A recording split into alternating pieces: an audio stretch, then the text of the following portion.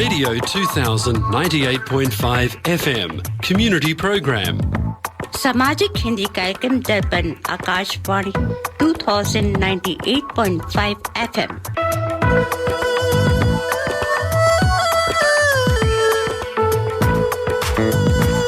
Welcome to the Hindi Show, featuring news, interviews, music and community announcements.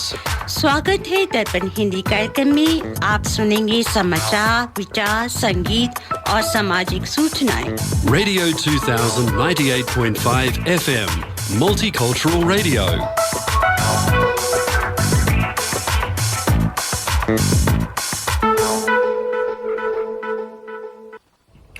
आज रविवार युगाब्द 5125 कलयुग विक्रम संवत 2081 फागुन महीने के शुक्ल पक्ष की तृतीया 2 मार्च 2025 है। दर्पण के सभी श्रोताओं को प्रदीप कुमार सिन्हा का सप्रेम नमस्कार। अब सुनिए इस सप्ताह के समाचार। मुख्य समाचार इस प्रकार हैं। बांग्लादेश और रोहिंग्या घुसपैठियों को सहायता करने वाले नेटवर्क के खिलाफ कार्रवाई। अमित शाह।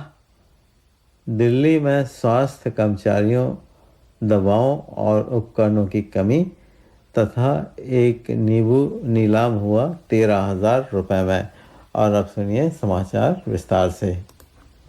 केंद्रीय गृह मंत्री अमित शाह ने शुक्रवार को दिल्ली पुलिस को बांग्लादेशी और रोहिंग्या घुसपैठियों को भारत में प्रवेश करने में मदद करने वाले नेटवर्क के खिलाफ सख्त कार्रवाई करने का निर्देश दिया।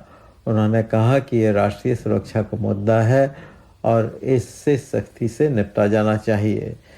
शाह ने राष्ट्रीय राजधानी में कानून व्यवस्था की स्थिति की समीक्षा के लिए आयोजित बैठक की अध्यक्षता करते हुए कहा कि लगातार खराब प्रदर्शन करने वाले पुलिस थानों और उप संभागों के खिलाफ भी सख्त कार्रवाई की जानी चाहिए। शाह ने कहा कि शहर में अंतर्राज्यीय गिरोहों को सख्ती से खत्म करना दिल्ली पुलिस की प्राथमिकता होनी चाहिए। उन्होंने कहा कि मादक पदार्थों के मामले में ऊपर से नीचे और नीचे से ऊपर तक कार्रवाई की जानी चाहिए तथा ऐसे मादक पदार्थ तंत्र को खत्म किया जाना चाहिए। केंद्रीय गृह मंत्री शाह ने बैठक में कहा कि बांग्लादेशी और रोहिंग्या घुसपैठियों को देश में प्रवेश करने, उनके दस्तावेज बनवाने और वहां रहने में मदद करने वाले पूरे नेटवर्क के खिलाफ सख्त कार्रवाई की जानी चाहिए। घुसपैठियों का मुद्दा राष्ट्रीय सुरक्षा से जुड़ा है और इससे सख्ती से निपटना चाहिए। उनकी पहचान भी की जानी चाहिए और उन्हें निर्वासित किया जाना चाहिए।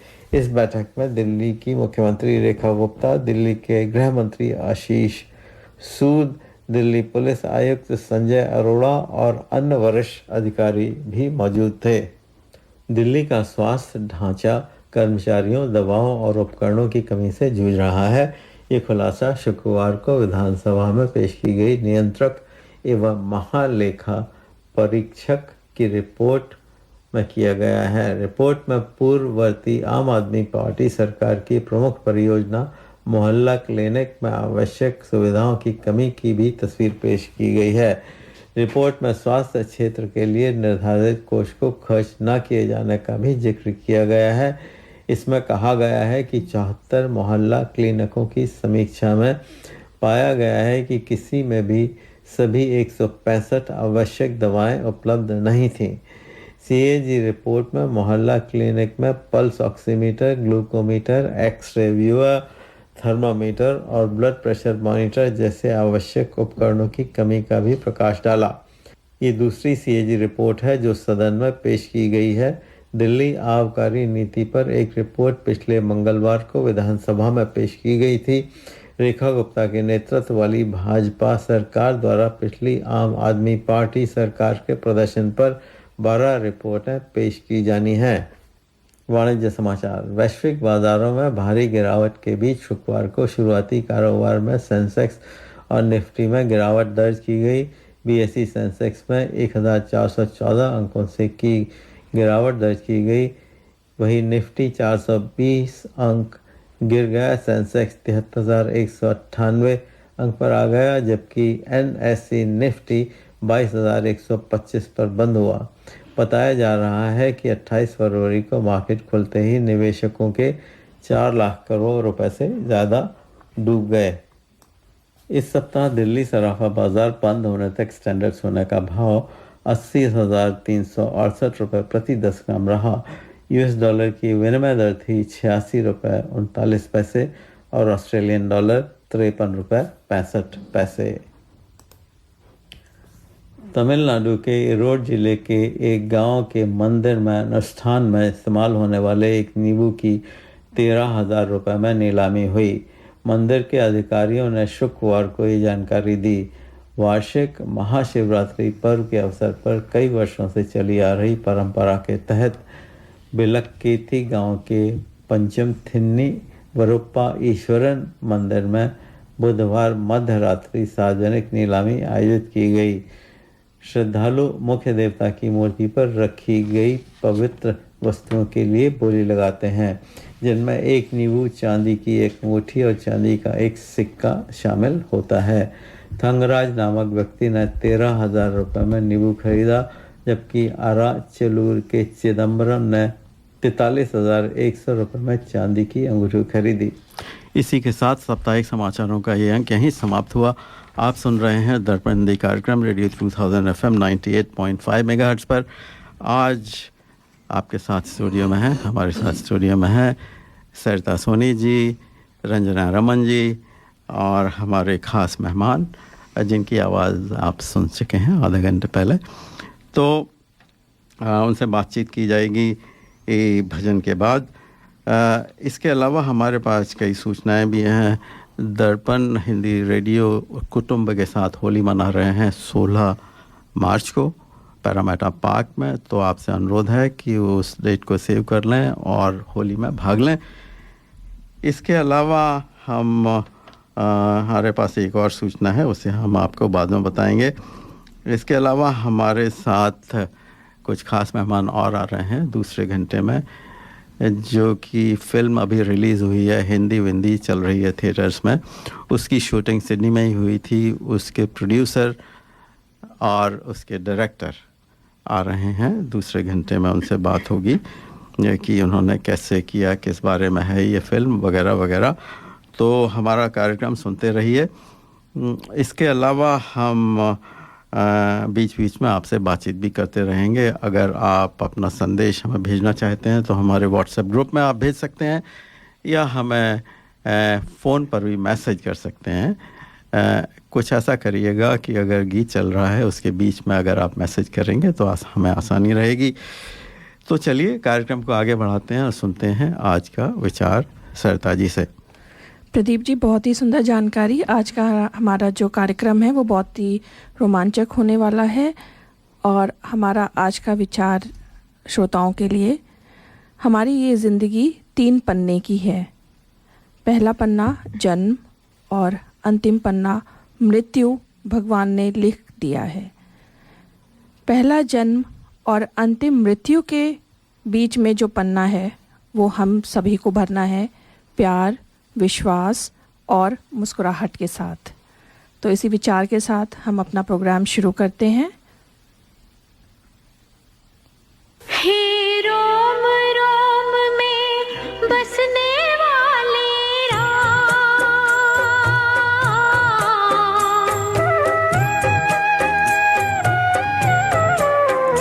हे रोम रोम में बसने वाले राम, जगत के स्वामी है अंतर्यामी, मैं तुझसे क्या मांगूं, मैं तुझसे क्या मांगूं।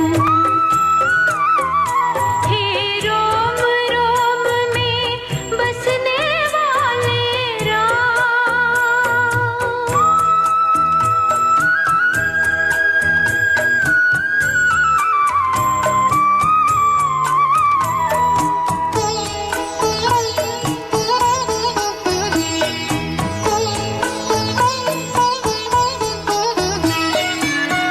आस का बंधन तोड़ चुकी हूँ, तुझ पर सब कुछ छोड़ चुकी हूँ। आस का बंधन तोड़ चुकी हूँ, तुझ सब कुछ छोड़ चुकी हूँ। नाथ मेरे मैं क्यों कुछ सोचूं, नाथ मेरे मैं क्यों कुछ सोचूं। तू जाने तेरा काम जगत के स्वामी है अंतर्यामी, मैं तुझसे क्या मांगूं, मैं तुझसे क्या मांगूं। हे रोम रोम में बसने वाले राम,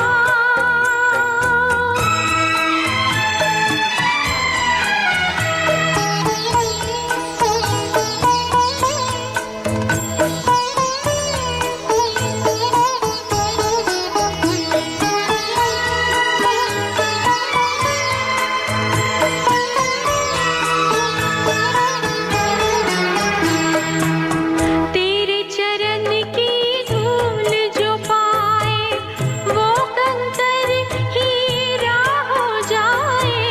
तेरे चरण की धूल जो पाए वो कंकर हीरा हो जाए।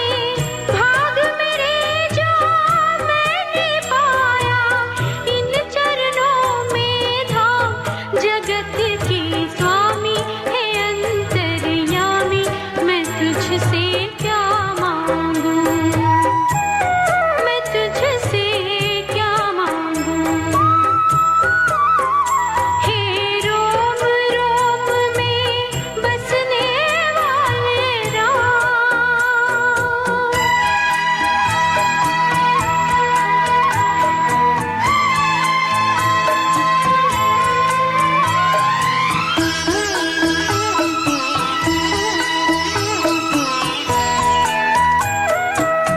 भेद तेरा कोई क्या पहचाने, जो तुझ सा हो वो तुझ जाने। भेद तेरा कोई क्या पहचाने, जो तुझ सा हो वो तुझ जाने। तेरे किए को हम क्या देवे, तेरे किए को हम क्या देवे। भले बुरे का नाम जगत के स्वामी है अंतर्यामी, मैं तुझसे क्या मांगूं, मैं तुझसे क्या मांगूं। हे रोम रोम में बसने वाले राम, जगत के स्वामी है अंतर्यामी, मैं तुझसे क्या मांगूं, मैं तुझसे क्या मांगूं। हे रोम रोम में बसने वाले राम।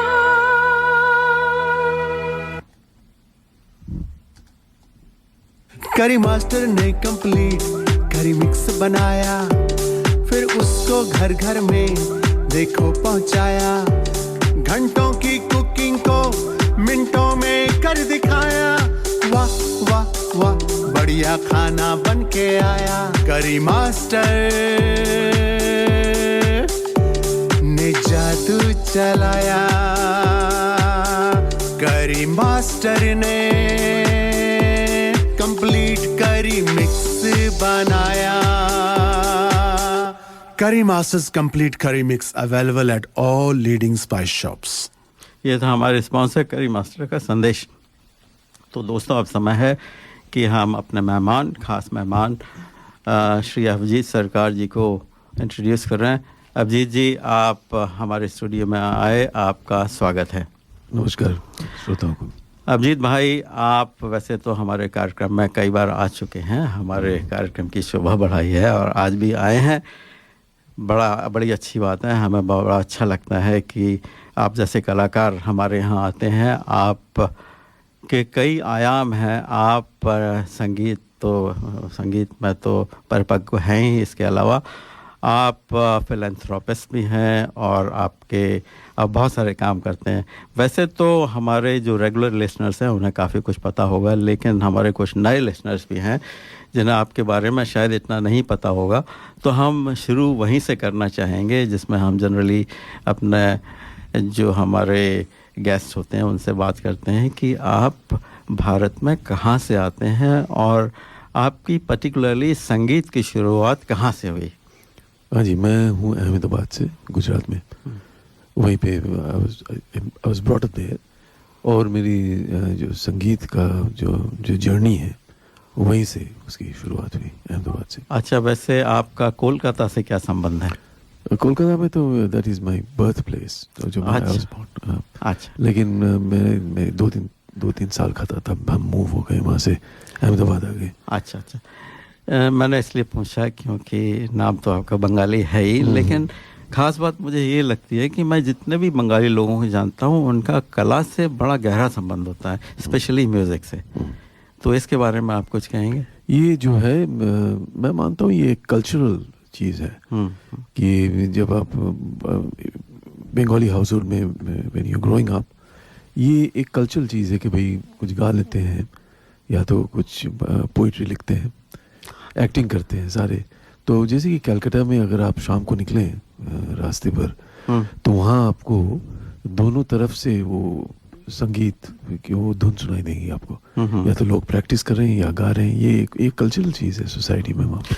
हाँ, एक्चुअली मुझे बंगाल में रहने का कुछ साल मौका मिला, दुर्गापुर में मैं था। तो वहाँ से कुछ दूरी पर एक मेला लगता था जिसमें कि नए नए लोग अपनी धुन बना कर लाते थे।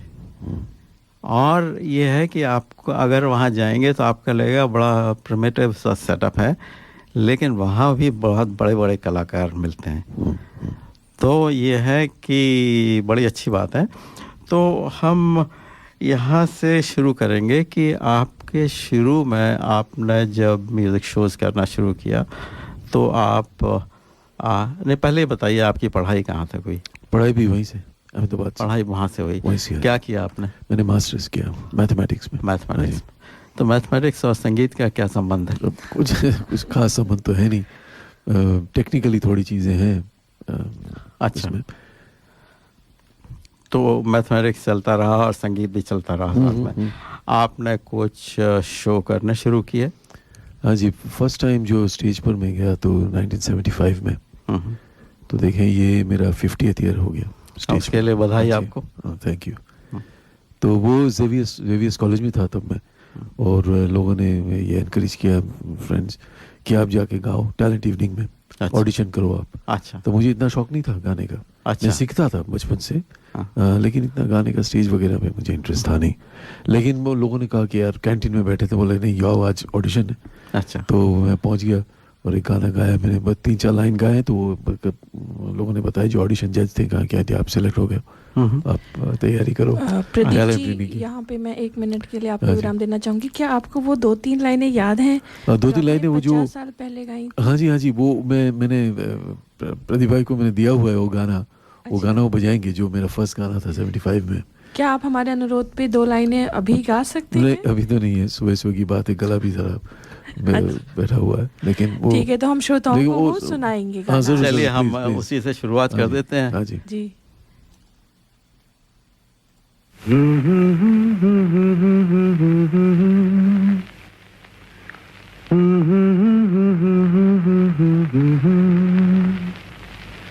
मगर लगता है कुछ ऐसा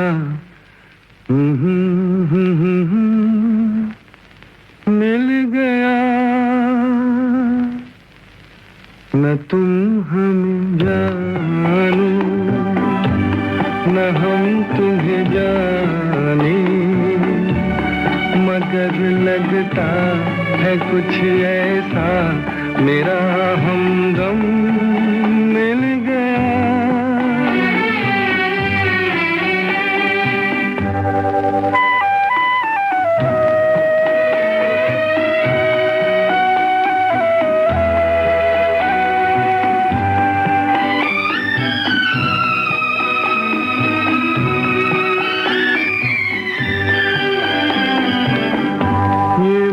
मौसम ये रात चुप है, वो होठों की बात चुप है, खामोशी सुनाने लगी है दास्तां। ये मौसम ये रात चुप है, वो होठों की बात चुप है, खामोशी सुनाने लगी है दास्तां। नजर बन गई है दिल की ज़बान, न तुम हमें जानो न हम तुम्हें जाने, मगर लगता है कुछ ऐसा मेरा हमदम मिल गया।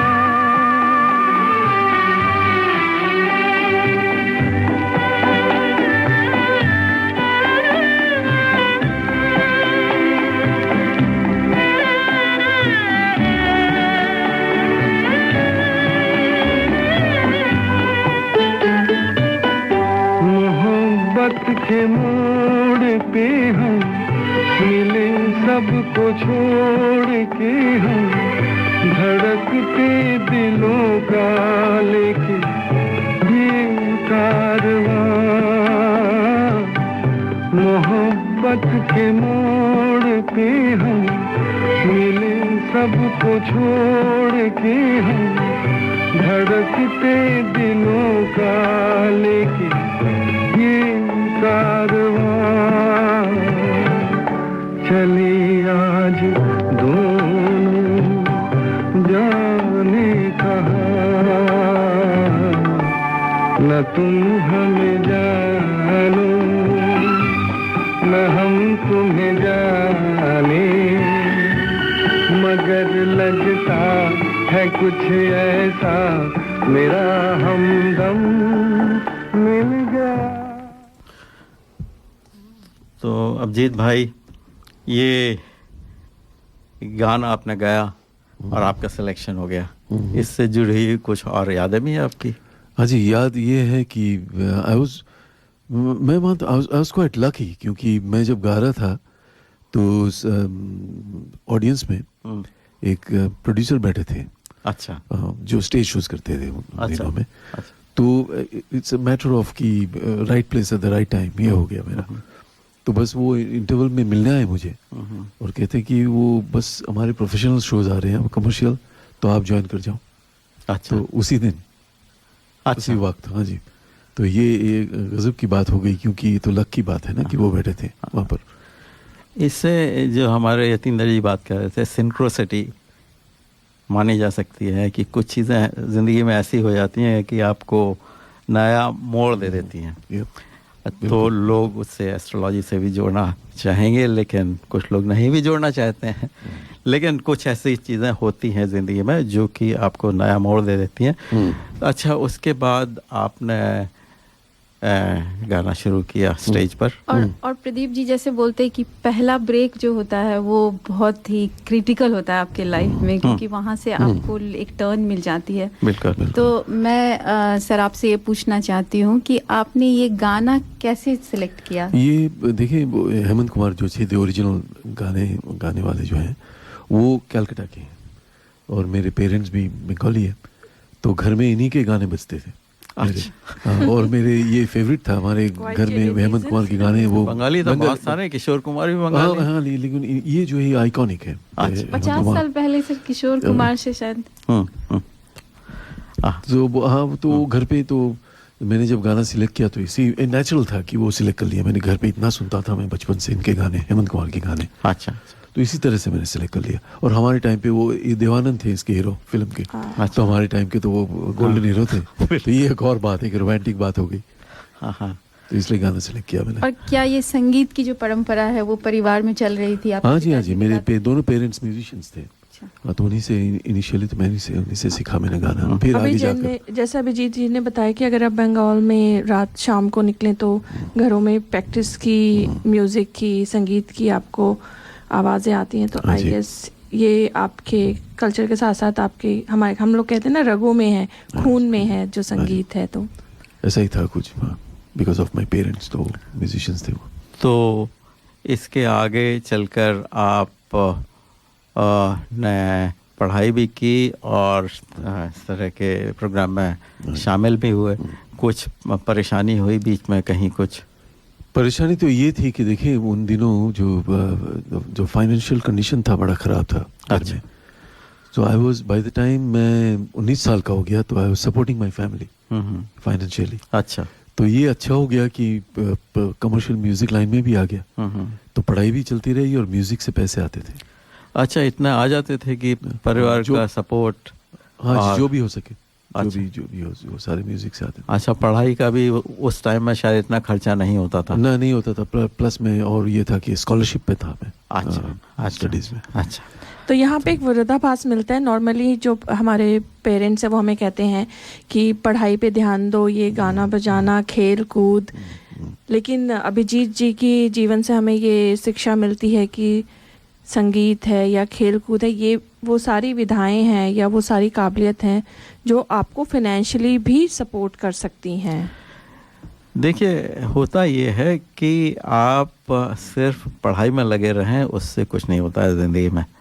आपको अपनी पूरी पर्सनैलिटी डेवलप करने की ज़रूरत होती है, और आप अगर ध्यान दें कि आपने जितनी पढ़ाई की है उसका कितना प्रतिशत आप अपने काम में प्रयोग करते हैं, यूज़ करते हैं, ये तो बहुत कम ही होता है। आपका इंटरपर्सनल रिलेशनशिप, आप किस तरह से अपने आप को प्रेजेंट करते हैं, ये सारी बातें काउंट करती हैं।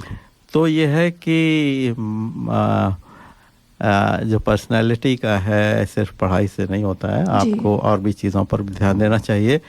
और अभी एक्चुअली भारत की बात दूसरी है। भारत में इतना कंपटीशन हो गया है कि बड़ा मुश्किल होता है किसी अच्छे कॉलेज में एडमिशन भी होना आजकल, इसलिए वहाँ पर थोड़ा स्ट्रगल है। लेकिन यहाँ पर मुझे नहीं लगता। आपको जान के खुशी होगी कि वहाँ पे ये जो संगीत है या खेल कूद है, इनके लिए कोटा सीट्स होती हैं।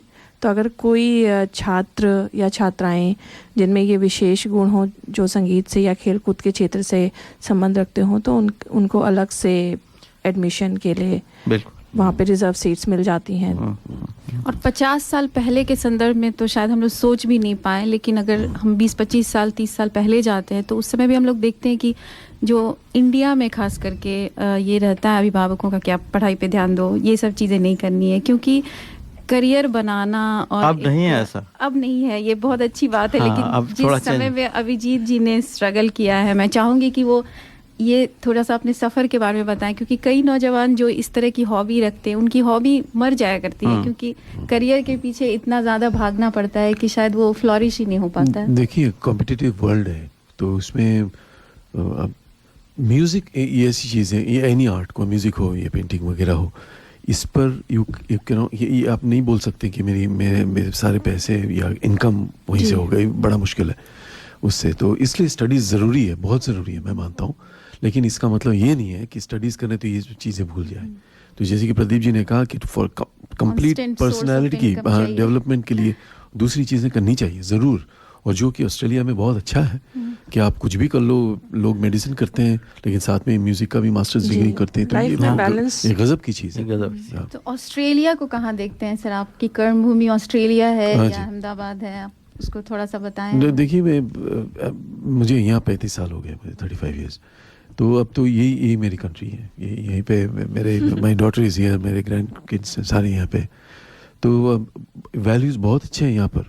ये जो चीज़ मैंने कहा कि इतनी अपॉर्चुनिटीज़ हैं यहाँ पर। अच्छा, ये आगे आप जैसे बता रहे हैं डॉटर है, ग्रैंड पेरेंट्स हैं, तो क्या वो आपकी ये लेगेसी कंटिन्यू कर रहे हैं? किसी को शौक है? देखिए, मेरा ये मानना है कि क्रिएटिव चीज़ें जो है, ये म्यूज़िक हो, पेंटिंग, एक्टिंग वगैरह हो, ये this is an inner calling मैं कहता हूँ। हाँ जी।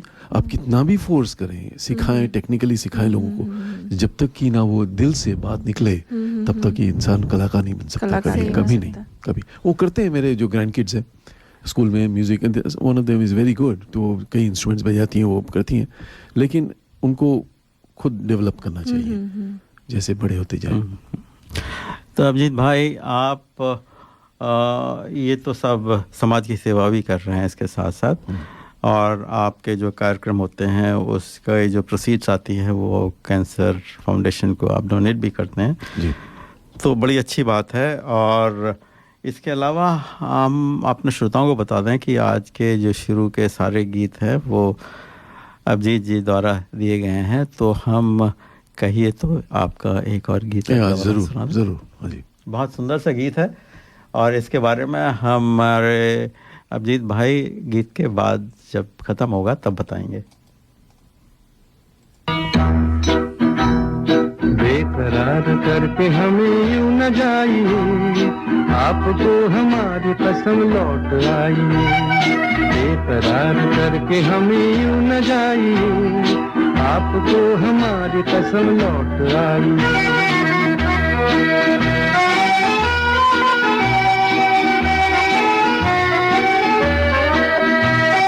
देखिए वो काली काली बदलियां, जुल्फ की घटा चुरा न ले कहीं, चोरी चोरी आके शोख बिजलियां, आपकी अदा चुरा न ले कहीं।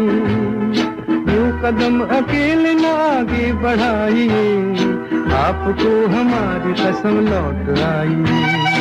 बेकरार करके हमें यूं न जाइए, आपको हमारी कसम लौट आई।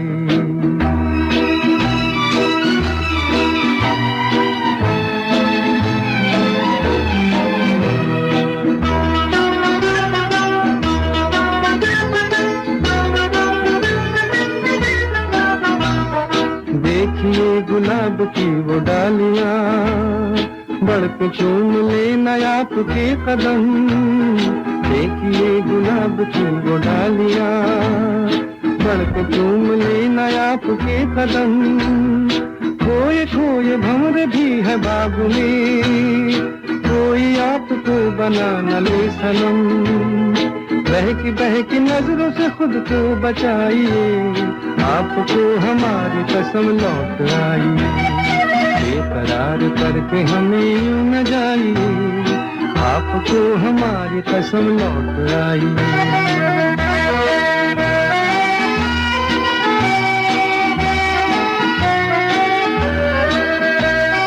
जिंदगी के रास्ते अजीब हैं, इनमें इस तरह चला न कीजिए।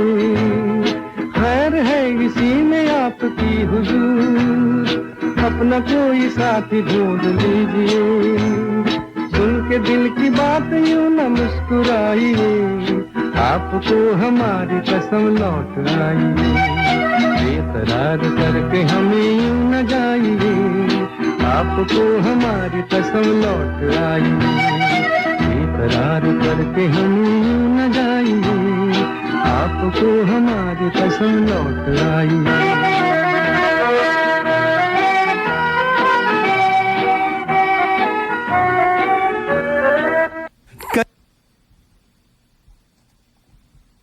करी मास्टर ने कंप्लीट करी मिक्स बनाया, फिर उसको घर घर में देखो पहुंचाया।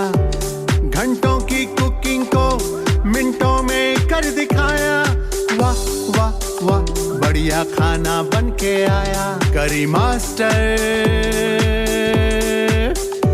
ने जादू चलाया, करी मास्टर ने कंप्लीट करी मिक्स बनाया। करी मास्टर्स कंप्लीट करी mix available at all leading spice shops. ये था हमारे स्पॉन्सर करी मास्टर का संदेश। अभिजीत भाई, इस गाने के बारे में आप कुछ बताएंगे? ये भी देखें वो हेमंत कौर का गाया हुआ था, तो लेकिन ये this was my second song. अच्छा, second song in the sense कि पहले साल टैलेंट इवनिंग था, उसमें वो गाना गाया। सेकंड ईयर जो नेक्स्ट ईयर टैलेंट इवनिंग में मैंने ये गाना गाया था। अच्छा, हाँ जी हाँ जी, तो that's why I remember this song. तो आप बहुत पॉपुलर हो गए होंगे अपने कॉलेज? वो पॉपुलैरिटी बढ़ती गई तब। और दूसरी बात ये थी कि ये लोग कहते हैं, मेरे फ्रेंड्स कहते हैं कि इस गाने को बेकरार करके हमें, मैंने शायद ओरिजिनल सिंगर से ज़्यादा गाया है इसको। अच्छा, हाँ जी, क्योंकि कॉन्सर्ट्स तो फिर हज़ारों में हुए मेरे। हाँ। तो हर उन दिनों में तो बहुत ही पॉपुलर था ये गाना। हाँ हाँ विश्वजीत थे, विश्वजीत फीलिंग तो जी, बड़े वो जी। हीरो थे। तो इतने गाए मैंने इस गाने को कि फ्रेंड्स कहते हैं कि डेफिनेटली ज़्यादा जो ओरिजिनल सिंगर से ज़्यादा मैंने गाए होंगे इसको। अच्छा हाँ जी। अच्छा, तो आप की जर्नी इस तरह से शुरू हुई। आप से ये हम लोग नहीं पूछ पाए कि आपका ऑस्ट्रेलिया आना कैसे हुआ? ऑस्ट्रेलिया में आया एज एन आईटी कंसल्टेंट। नहीं तो आपने सोचा कैसे कि आपको यहाँ ओ, क्योंकि मुझे इसकी कहानी ये है कि मैं 84 में 84 में मैं फ्रांस गया था। अच्छा थिएटर प्रोडक्शन लेकर मैं थिएटर भी करता था। हाँ। अच्छा तो प्रोडक्शन थी वहाँ पे, बैठा था एक नॉर्थ ऑफ फ्रांस में एक छोटे से कस्बे, छोटा विलेज था वहाँ पे। हाँ हाँ और बाहर बैठा था और इंडिया में स्ट्रगल भी बहुत थी मेरी। हाँ हाँ तो मैं देख रहा था लाइफस्टाइल वहाँ बैठे बैठे, और मुझे लगा कि नहीं, मुझे कहीं और जाना पड़ेगा अच्छा सुकून के लिए। तो कि इस तरह से मेरे फिर जाके फिर हमने जो है ऑस्ट्रेलिया का एप्लीकेशन किया, कनाडा का भी किया था। कनाडा से रिजेक्ट हो गए हम। अच्छा। और ऑस्ट्रेलिया से आ गया। अच्छा हुआ रिजेक्ट अच्छा हो हो गया। अच्छा, इसके दो कारण हैं। मेन तो खैर ये तो बहुत अच्छी बात है कि रिजेक्ट हो गया, इससे हम आपसे मिल सके। दूसरा ये है कि वहाँ बहुत ठंड है। बहुत ज़्यादा बहुत ज़्यादा। हाँ जी। जो सिडनी का वेदर है, ऐसा वेदर मिलना बहुत मुश्किल है। इतनी अच्छी सिटी, बिल्कुल इतनी अच्छा एनवायरनमेंट, बहुत बढ़िया, मतलब बहुत हम लोग। और अभी जी ने जो अभी सुकून की बात करी प्रदीप जी, यहाँ पे वो भी बहुत अच्छा है। वैल्यूज के साथ साथ सुकून अगर मिल जाए तो उससे अच्छा क्या कॉम्बिनेशन हो सकता है। सही बात। लेकिन साथ में एक नेगेटिविटी भी है कि अगर आप ज्यादा सुकून में पड़ गए तो लोनलीनेस।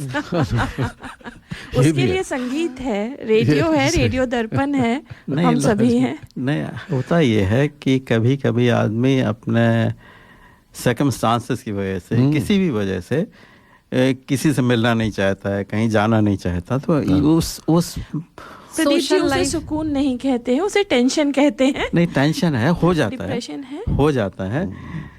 जो वो अमेरिका की कोई स्टैटिस्टिक्स बता रहा था कि वहाँ पर 50% लोग लोनली महसूस करते हैं। बिल्कुल बिल्कुल। यहाँ पर भी कम नहीं है लोनलीनेस की प्रॉब्लम। जो पेट्स रखने का कल्चर है वो बेसिकली उन्हें उस लोनलीनेस को दूर करने के लिए ही यहाँ पे इतना ज़्यादा है।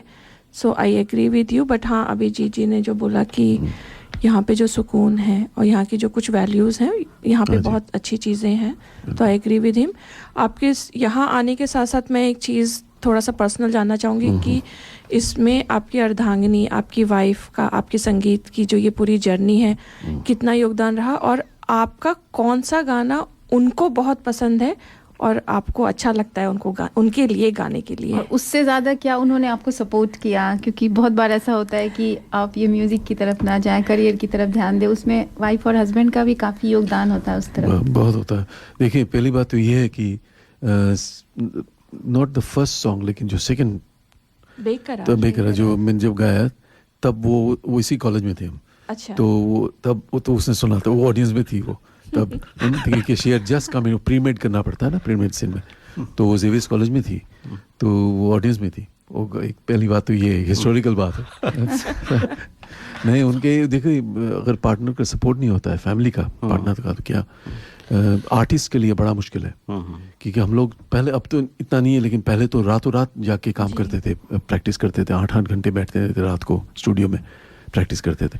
तो अगर सपोर्ट नहीं होता है फैमिली का तो ये बहुत मुश्किल है। एक समटाइम्स ये प्रॉब्लम हो जाता है फैमिली में, कि because you are so focused ये आर्ट्स में कि फैमिली प्रॉब्लम होती है, टाइम नहीं दे पाते हैं। टाइम नहीं दे पाते हैं बच्चे। अगर हम ऐसा कहें कि आप संगीत की वजह से अपनी पत्नी से मिले, हाँ, टू एन एक्सटेंट, या टू एन एक्सटेंट। हाँ जी, हाँ जी। आपको कौन सा उनका, आपका कौन, मतलब बेकरार करके हमें ये ना, ये उनको पसंद आया आपका गाना, लेकिन आपका ऐसा कोई पसंदीदा सॉन्ग जो आप उनके लिए डेडिकेट करना चाहें, आपको लगता हो कि ये सॉन्ग उनको रिलेट करता है? ठीक है, तो थर्ड गाना जो मैंने दिया था वो प्रदीप जी बजाए। अच्छा, तो इसके पहले हम उससे बजाएं, हम आपसे पूछना चाहेंगे, आपके आने वाले 50 साल आपके पूरे हुए हैं स्टेज पर, आपने बहुत सारे काम किए हैं, तो आपके और कौन कौन से कार्यक्रम होने वाले हैं?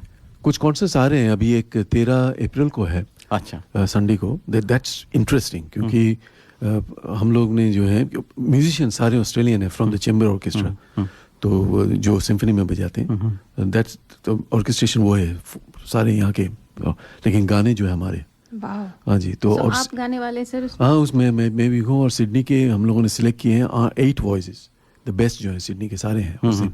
लेकिन गाने जो बॉलीवुड के गाने हैं, लेकिन उनको पेश करेंगे हम एज अ कॉयर, अच्छा, with Australian orchestra, the best Australian की सिम्फनी ऑर्केस्ट्रा जो होती है, तो 14 म्यूजिशियंस हैं। अब अभिजीत जी, मैं एक सवाल आपसे पूछना चाहती हूँ, मुझे माफ करें, बट आपकी उम्र क्या है अभिजीत मेरी जी? देखिए मैं अभी 68 हूँ। और आप गाना गाने वाले हैं? हाँ जी, मैं तो चलते और रहेगा। आपने मैं अभी कहा था कि मैं रिटायर हो गया, इसको रिटायरमेंट नहीं कहते, रिटायर आप गाते रहिए। हाँ, काम से रिटायर हो गया, लेकिन मेरे से अब जो आज जो स्टेज पे काम करते हैं, दे आर क्या मेरे they are younger than my daughter, तो बड़े यंग, तो वो साथ में उनके साथ एनर्जी ज़रा बरकरार रखना पड़ता है उनके लिए। नहीं, बहुत बढ़िया। और ये है कि ठीक है, आपने आपका जो हिस्टोरिकल गाना बेकरार करके हमें यूं ना जाइए, तो वो पालू जी ने पसंद किया जी, जी। लेकिन आप अगला गाना उन्हें डेडिकेट कर रहे जी, हैं, बड़ी खुशी की बात है। तो ये लीजिए।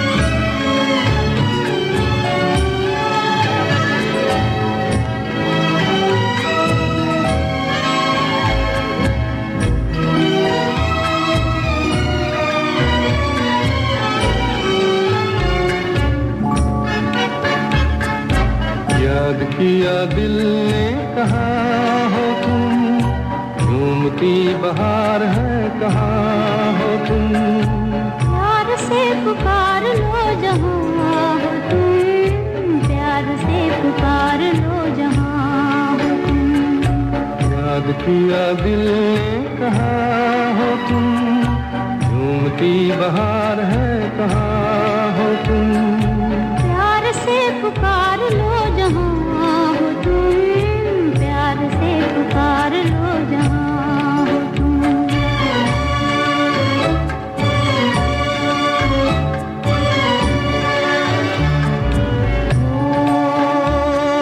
खो रहे हो आज किस ख्याल में, दिल फंसा है बेकसी के जाल में,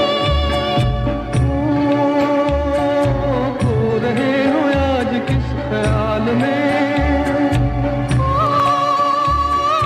दिल फंसा है बेकसी के जाल में, मतलबी जहाँ मेहरबान हो तुम, याद किया दिल ने कहाँ हो तुम, प्यार से पुकार लो जहाँ हो तुम, प्यार से पुकार लो जहाँ हो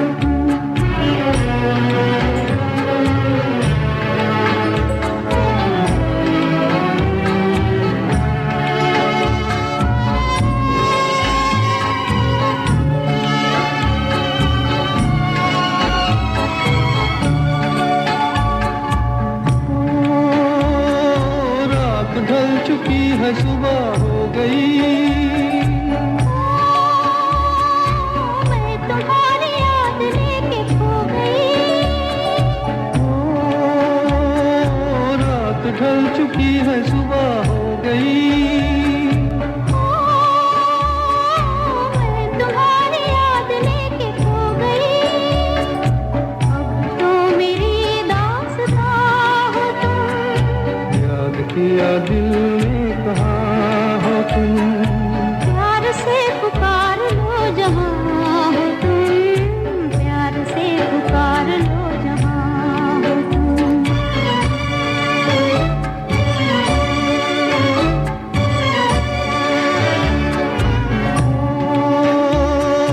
तुम हमारी जिंदगी के बाग हो, तुम हमारी राह के चराग हो, तुम हमारी जिंदगी के बाग हो, तुम हमारी राह के चराग हो, मेरे लिए आसमां हो तुम, याद किया दिया दिल ने कहाँ हो तुम, प्यार से पुकार लो जहाँ हो तुम, प्यार से पुकार लो जहाँ हो तुम।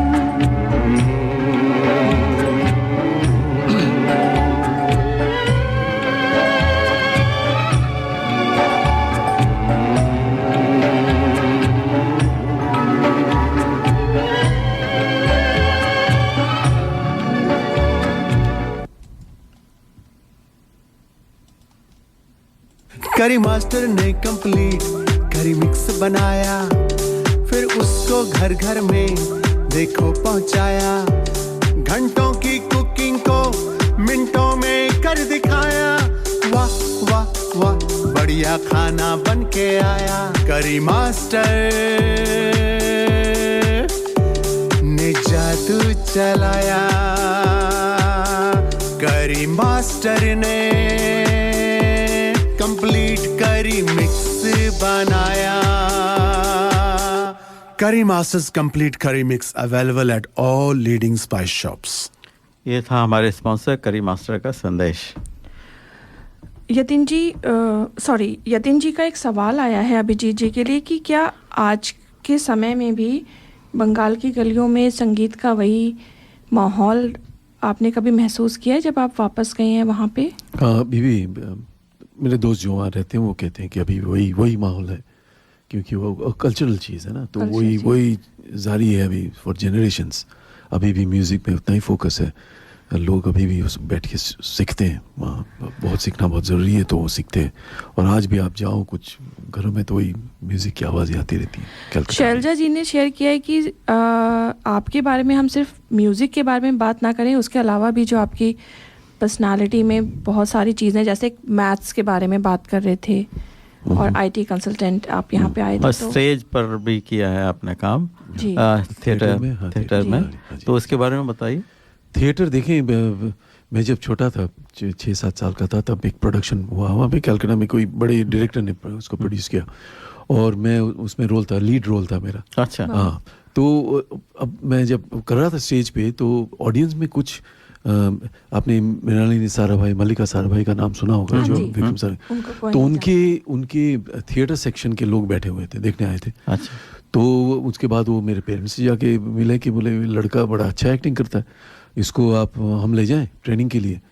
तो मेरे पेरेंट्स बोला हाँ ज़रूर, तो बड़ा इंस्टीट्यूट था तो मुझे ले गए। मैं बहुत छोटा था और बच्चे बोर हो जाते हैं, तो मैं भी बोर हो, वहाँ पे वो स्क्रिप्ट पढ़ाते हैं तो मैं बिल्कुल बोर हो गया, छोटा था तो।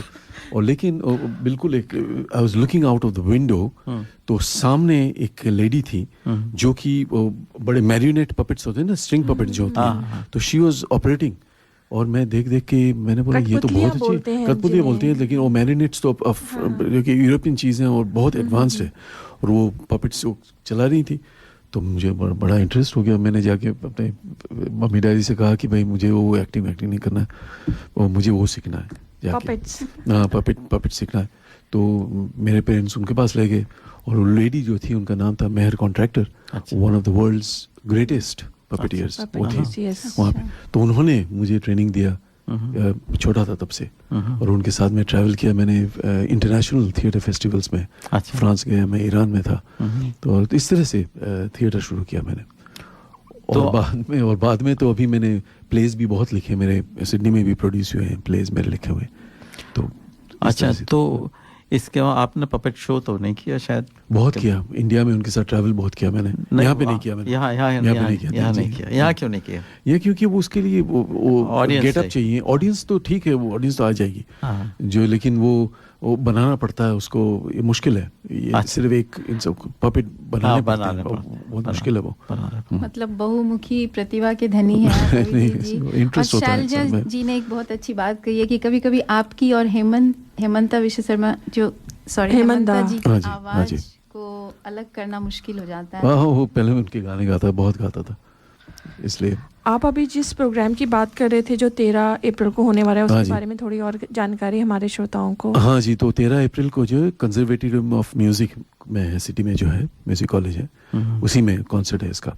अच्छा। और अभी पोस्टर बाहर नहीं आई है, लेकिन अगर मुझे कांटेक्ट करें या नहीं, रेडियो तो दर्पण से हाँ, जुड़े तो हम रहें। अनाउंस जरूर। करेंगे, आप हमें हाँ, बताइए। मैं आपको भेज दूंगा। हमारे श्रोताओं को हम पूरी जानकारी देंगे उसके बारे में कि किस तरह से वो इस वो बड़ा कॉन्सर्ट इंटरेस्टिंग है वो कॉन्सर्ट, क्योंकि ऑस्ट्रेलियन म्यूजिशियंस है 13 और सिंगर्स सारे हमारे।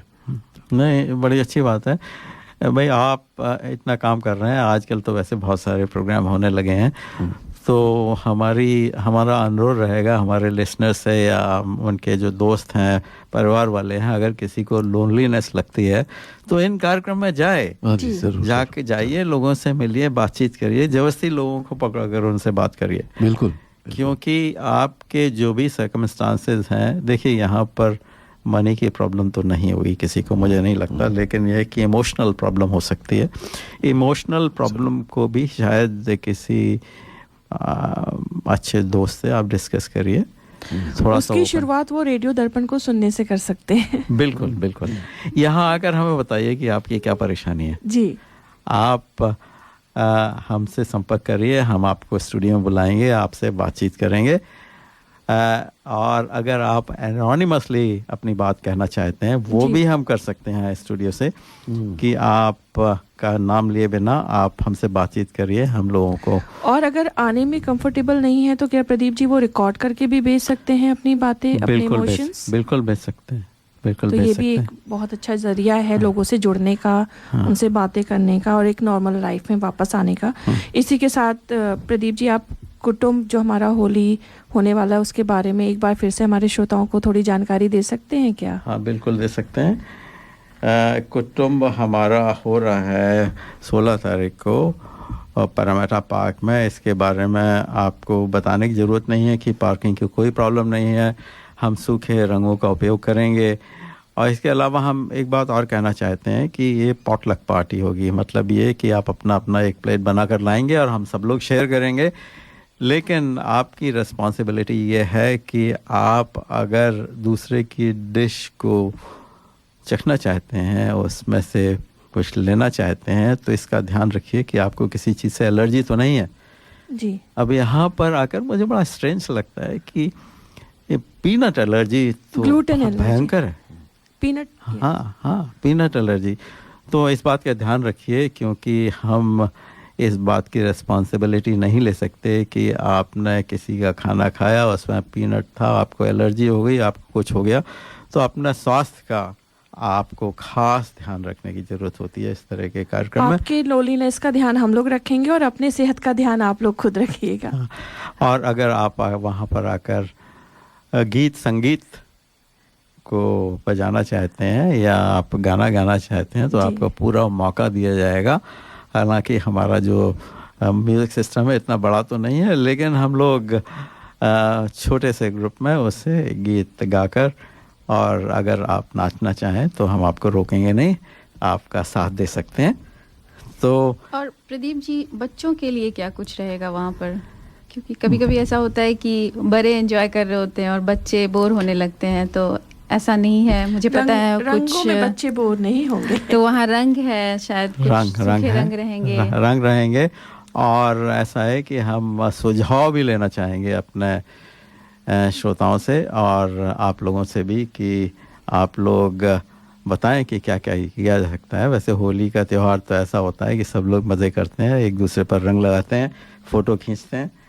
अच्छा, तो इसी के साथ साथ हम आपको एक और गीत सुना देते हैं, उसके बाद अभिजीत जी से बात करेंगे उसके बारे में। और ऐसा लगता है कि हमारे मेहमान, दूसरे मेहमान आ गए हैं, तो उन्हें थोड़ा सा लेने जाना होगा।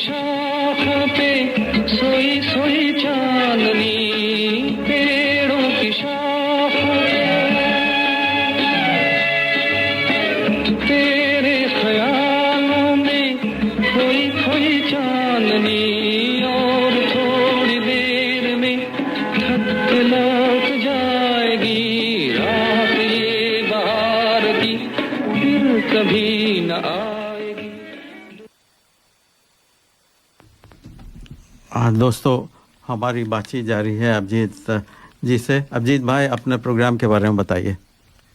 जी, एक तो इंटरेस्टिंग चीज़ है कि नौटंकी थिएटर जो है उनका एक थिएटर फेस्टिवल आ रहा है जुलाई में। अच्छा। 24, 25, 26 जुलाई को। अच्छा। और उसमें उसमें थिएटर होंगे, कम्युनिटी थिएटर्स होती हैं बड़े अच्छे, लेकिन उसमें एक मेरा स्पेशल सेगमेंट है रिवरसाइड थिएटर में, जहाँ की they will talk about my 50 years journey कि क्या हुआ विद शायद प्रोजेक्शंस के साथ, तो समथिंग इंटरेस्टिंग। तो मैं आपको बताऊंगा जैसे कि बात आती जाती है उसकी। बिल्कुल बताइएगा, हम उसे अनाउंस करेंगे। लेकिन आपने डेट्स गलत चूज कर दी। मैं सिडनी में नहीं रहूँगा उन दिनों, जुलाई में। बाकी लोग रहेंगे। तो बिल्कुल बिल्कुल, और उसके बारे में हम बाद में पता करेंगे कि कैसा रहा। तो हमारे तो बातचीत जारी है ही अभिजीत भाई। और आप क्या करने जा रहे हैं अपने अगला कार्यक्रम क्या होगा उसके बाद? देखिए, उससे पहले मैं ये जो गीत आपने भी बजाया, ये रात ये चांदनी फिर कहाँ सुलझा दिल की दास्तान, ये फिल्म जाल थी, ये भी देवानंद की फिल्म थी।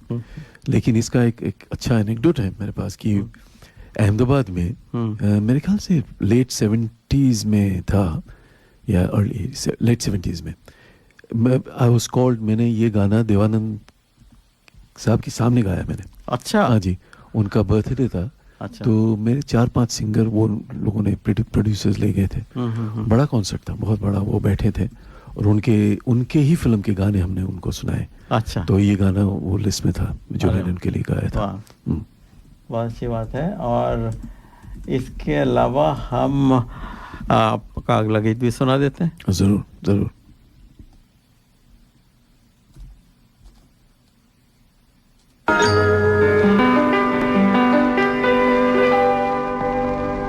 आपके हसीन रुख पे आज नया नूर है, मेरा दिल मचल गया तो मेरा क्या कसूर है। आपके हसीन रुख पे आज नया नूर है, मेरा दिल मचल गया तो मेरा क्या कसूर है। आपकी निगाह ने कहा तो कुछ जरूर है, मेरा दिल मचल गया तो मेरा क्या कसूर है।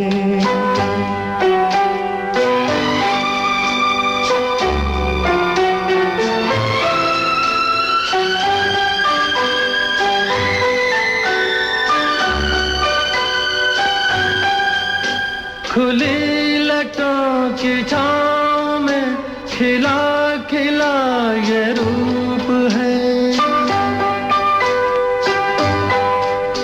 खुली लटों की छाँव में खिला खिला ये रूप है। घटा से जैसे छन रही सुबह सुबह की धूप है, जिधर नजर मुड़ी जिधर नजर मुड़ी जिधर नजर मुड़ी उधर सुरूर ही सुरूर है। मेरा दिल मचल गया तो मेरा क्या कसूर है। आपके हसीन रुख पे आज नया नूर है, मेरा दिल मचल गया तो मेरा क्या कसूर है।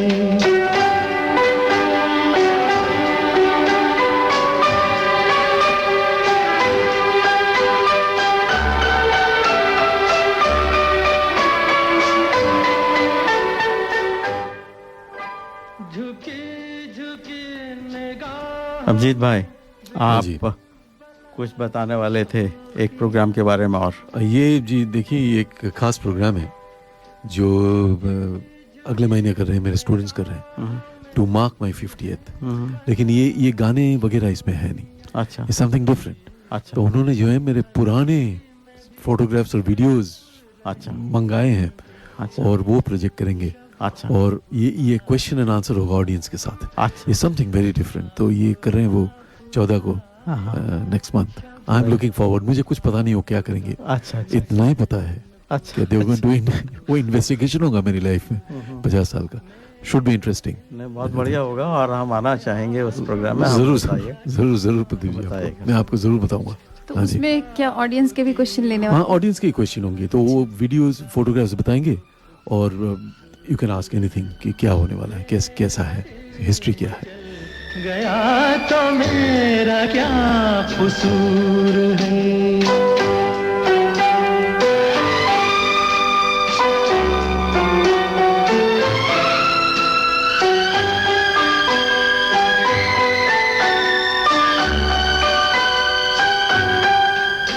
जहाँ जहाँ पड़े कदम वहाँ फिजा बदल गई, जहाँ जहाँ पड़े कदम वहाँ फिजा बदल गई, कि जैसे सर बसर बहार आप ही में ढल गई। किसी में ये कशिश, किसी में ये कशिश, किसी में ये कशिश, कहाँ जो आप में हुजूर है। मेरा दिल मचल गया तो मेरा क्या कसूर है, आपके हसीन रुख पे आज नया नूर है। मेरा दिल मचल गया तो मेरा क्या कसूर है, आपके निगाह ने कहा तो कुछ जरूर है। मेरा दिल मचल गया तो मेरा क्या कसूर है।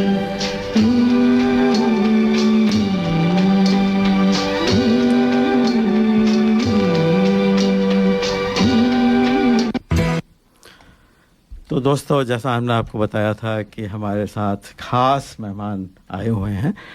आपने हिंदी हिंदी फिल्म के बारे में सुना होगा। उसके जो प्रोड्यूसर हैं और डायरेक्टर हैं वो हमारे स्टूडियो में आए हुए हैं। काफ़ी बड़ा प्रोजेक्ट इन्होंने लिया हुआ है, क्योंकि मुझे देखने में लगता है कि काफ़ी यंग है और एनर्जेटिक हैं। और तो हम सबसे पहले स्वागत करना चाहेंगे जय शर्मा जी से, जो प्रोड्यूसर हैं, डायरेक्टर हैं, अली सईद, और उनके साथ एक और मेहमान हैं, तो हम उनसे भी बातचीत करेंगे। तो सबसे पहले तो हम ये जानना चाहेंगे कि ये हिंदी विंदी जो प्रोजेक्ट आपका है, इसकी शुरुआत कहाँ से हुई, या अच्छा इसके पहले हमें ये बताइए कि आप कहाँ रहते हैं? ऑस्ट्रेलिया में ही रहते हैं? जी, मैं रेजिडेंट हैं? सिडनी में ही रहते हैं, यहाँ के रेसिडेंट हैं। जरा माइक के पास आ जाइए। जी हाँ, हम सब सिडनी में ही रहते हैं, यहाँ के रेसिडेंट हैं। अच्छा, तो ये आप लोगों ने आपको क्या, आपकी बैकग्राउंड कैसी थी, आपकी क्या क्वालिफिकेशन थी, क्या था जिसकी वजह से आपने इस प्रोजेक्ट को लिया? जी, तो मेरी बैकग्राउंड तो वैसे तो मैं आईटी में हूँ, लेकिन बचपन से मेरा पैशन था फिल्म्स में कुछ ना कुछ करने का। उसका रीज़न ये है कि मेरे जो डैड वो बॉलीवुड में ही was a film writer, Syed Sultan. तो उन्होंने बहुत सारी फिल्में की है अर्ली 80s एंड 90s में। जैसे कि अगर मैं कुछ नाम जो मेरे जहन में भी आ रहे हैं, मिस्टर नटोलाल, नसीब, 205, अंकुश। अपने डैड का नाम बताइए। मेरे फादर का नाम है सैयद सुल्तान, तो वो राइटर थे, लेखक थे। अच्छा। तो मैं जब मुंबई में बड़ा हो रहा था तो मैंने यही एनवायरनमेंट देखी है। उनके साथ शूटिंग में जाया करता था साथ में, और वो जब घर में सिटिंग्स होती थी, मीटिंग्स होती थी, डायरेक्टर्स, एक्टर्स, प्रोड्यूसर्स आते थे, तो सब मीटिंग्स में देखा करता। तो बचपन से मेरा एक शौक़ था कि मुझे पैशन था कि मुझे फिल्म में कुछ ना कुछ करना है। लेकिन अनफॉर्चुनेटली बहुत सारी सिचुएशन, सर्कमस्टांसेस ऐसी थी कि मुझे मुंबई में इस लाइन में आने का मौका नहीं मिला। लेकिन जब मैं ऑस्ट्रेलिया आया 7 या 8 साल पहले, तो मेरी अनिकेत से मुलाकात हुई, और अनिकेत के के थ्रू मेरी जय से मुलाकात हुई और हम तीनों ने मिलके यहाँ पे एक प्रोडक्शन हाउस ओपन किया 24/6 फिल्म्स।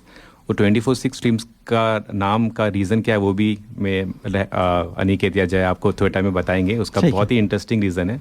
ठीक है, अब हम जय जी पर आ जाते हैं। जय जी, आप ये बताइए कि आपकी क्या बैकग्राउंड है, आप भी यहाँ सिडनी में रहते हैं? जी प्रदीप, थैंक यू हमको पहले तो प्रोग्राम में शामिल करने के लिए।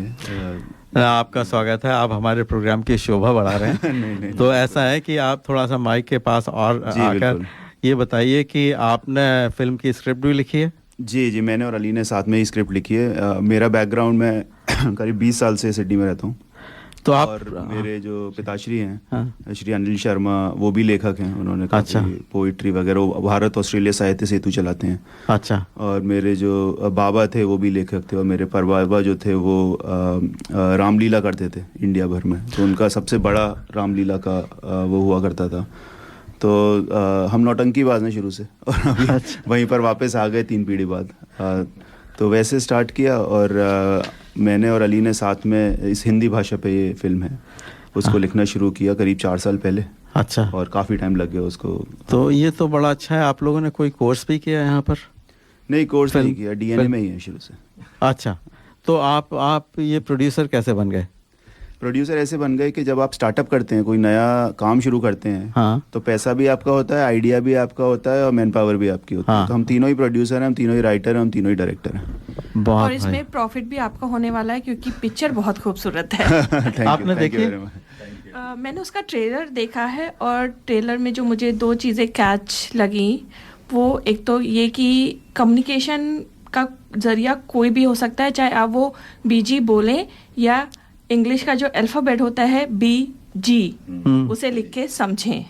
देखिए, जो इस कहानी की जो मूल आधार है वो यही है कि हमारे जो बच्चे हैं यहाँ पर, मेरे 2 बच्चे हैं, अली के 2 बच्चे हैं, जब इंडिया से कोई आता है तो कम्युनिकेशन जब उनके बीच में होता है, वार्तालाप होता है, तो बड़ा मज़ेदार होता है, क्योंकि यहाँ के बच्चे ऑस्ट्रेलियन इंग्लिश बोलते हैं। और हमारे माँ बाप तो हिंदी वादियाँ छोटी, मैं आगरा से हूँ, तो वहाँ छोटी हिंदी वादी, दोनों अंग्रेजी बोलते हैं, लेकिन दोनों की समझ में नहीं आता है क्या बोल रहे हैं। समझ में आता है क्या करते हैं, लेकिन उसमें एक डीप रीटेड इशू ये है कि जो कल्चर हमने एसिमिलेट किया था बड़े होते होते, वो हमारे बच्चे नहीं ले पा रहे हैं। पूरी स्टोरी उसी पे है कि कैसे ऑस्ट्रेलिया में जो इंडियंस के बच्चे हैं, हर माइग्रेंट के बच्चे हैं, वो अपने कल्चर से कैसे जुड़े हैं भाषा के थ्रू।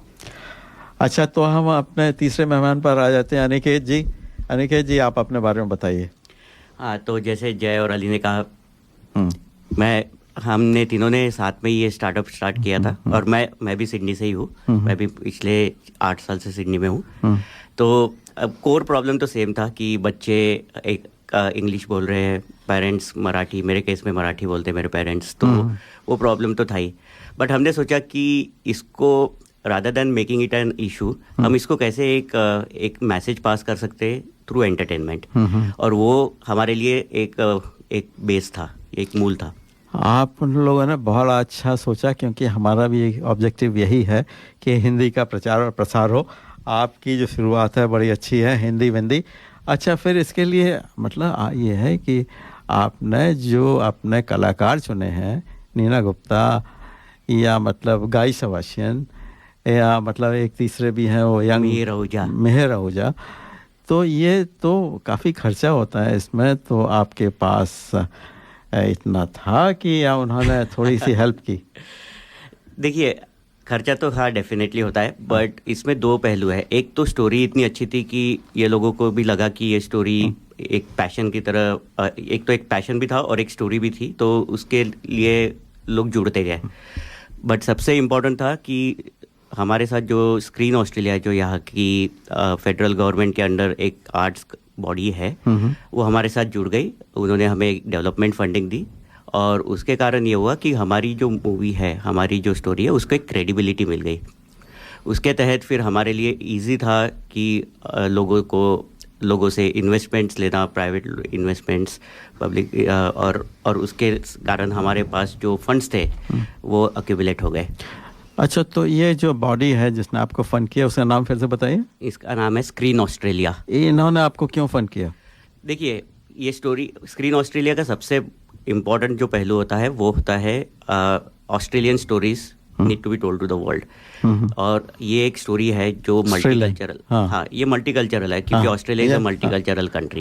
बिल्कुल। और उनको ये स्टोरी ऐसी लगी कि ये स्टोरी कभी किसी ने सुनी नहीं, कभी किसी ने दिखाई नहीं, और ये बहुत पर्टिनेंट स्टोरी है for Australian culture as well.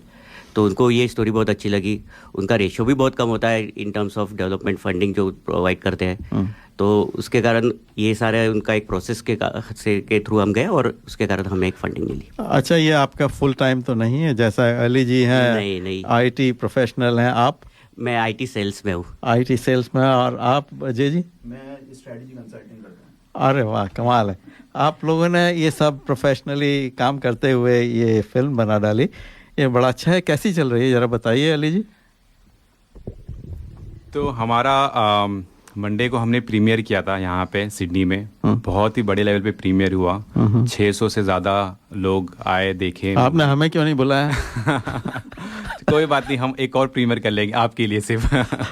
तो लोगों का फीडबैक बहुत पॉजिटिव था। लोग उनके जो हमारे जो किरदार है उनके साथ वो कनेक्ट हो पा रहे, और जो मैसेज हम पास करें वो मैसेज को समझ पा रहे और एंजॉय भी करे साथ ही साथ। फिर हम उसके बाद हम मेलबर्न गए, मेलबर्न में हमने प्रीमियर किया, वहाँ पे भी सेम वही फीडबैक रहा। बहुत ही पॉजिटिव फीडबैक रहा, बहुत ही इंस्पायरिंग हम लोगों को लग रहा है अभी।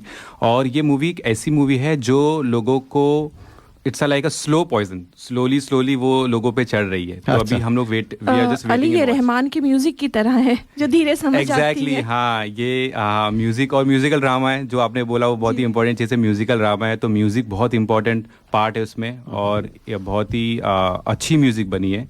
गाय सेबेस्टियन इस मूवी में डेब्यू कर रहे, साथ ही साथ उन्होंने 2 प्लेबैक सिंगिंग भी की है सॉन्ग में, और उनका खुद का एक सिंगल भी है।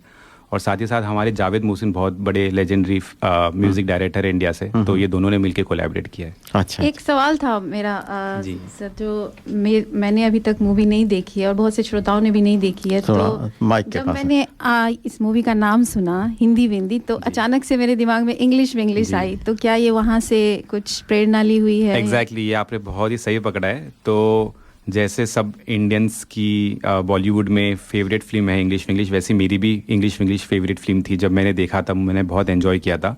और उसमें जो प्रोटैगनिस्ट है श्रीदेवी जी, जब वो अपनी जर्नी पे निकलती है इंग्लिश सीखने के लिए, यहाँ पे भी जो हमारा हीरो है कबीर, वो अपनी एक जर्नी पे निकल रहा है हिंदी सीखने के लिए। अच्छा। तो वहाँ से स्टोरी की जो एक बेसलाइन होती है वो काफ़ी सिमिलर है।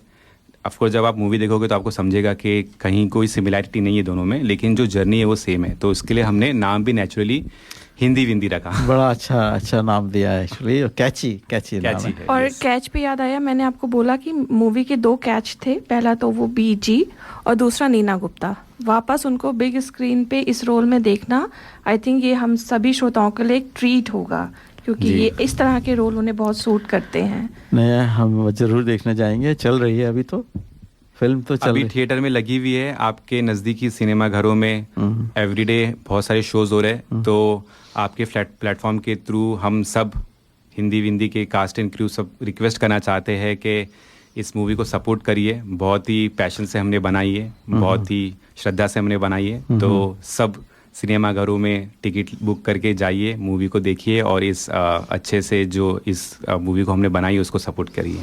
अच्छा, जब आपने इसे लिखना शुरू किया तो आपको ये नहीं लगा कि क्या यार मुश्किल लगता है, बॉलीवुड के इतने बड़े बड़े कलाकार हैं, इतनी अच्छी फिल्म बनाते हैं, हम बनाएंगे तो पता नहीं कोई देखेगा या नहीं देखेगा, हमारे एफर्ट पता नहीं कितना फ्रूटफुल होंगे, कुछ इस तरह का विचार आया? ऐसे ख्याल तो डेफिनेटली आया करते थे, और अभी भी आते, जब मूवी रिलीज हो गई तभी भी आते। लेकिन सबसे इम्पोर्टेंट ये है कि कंसिस्टेंट और पेशेंस रखना बहुत इम्पोर्टेंट है। तो हम तीनों ने हम लोग आगे का एकदम कम्प्लीटली फ्यूचर का जो रेजोल्यूशन रिजल्ट आएगा वो उसको ध्यान में नहीं रखते थे। हम ये सोचते थे कि अभी नेक्स्ट इंपॉर्टेंट स्टेप हमारे लिए क्या है। अच्छा। और उसको जो एक नेक्स्ट इंपॉर्टेंट स्टेप को ख्याल में रख के हमने आई थिंक इतना बड़ा डिफिकल्ट स्टेप को कंप्लीट कर लिया।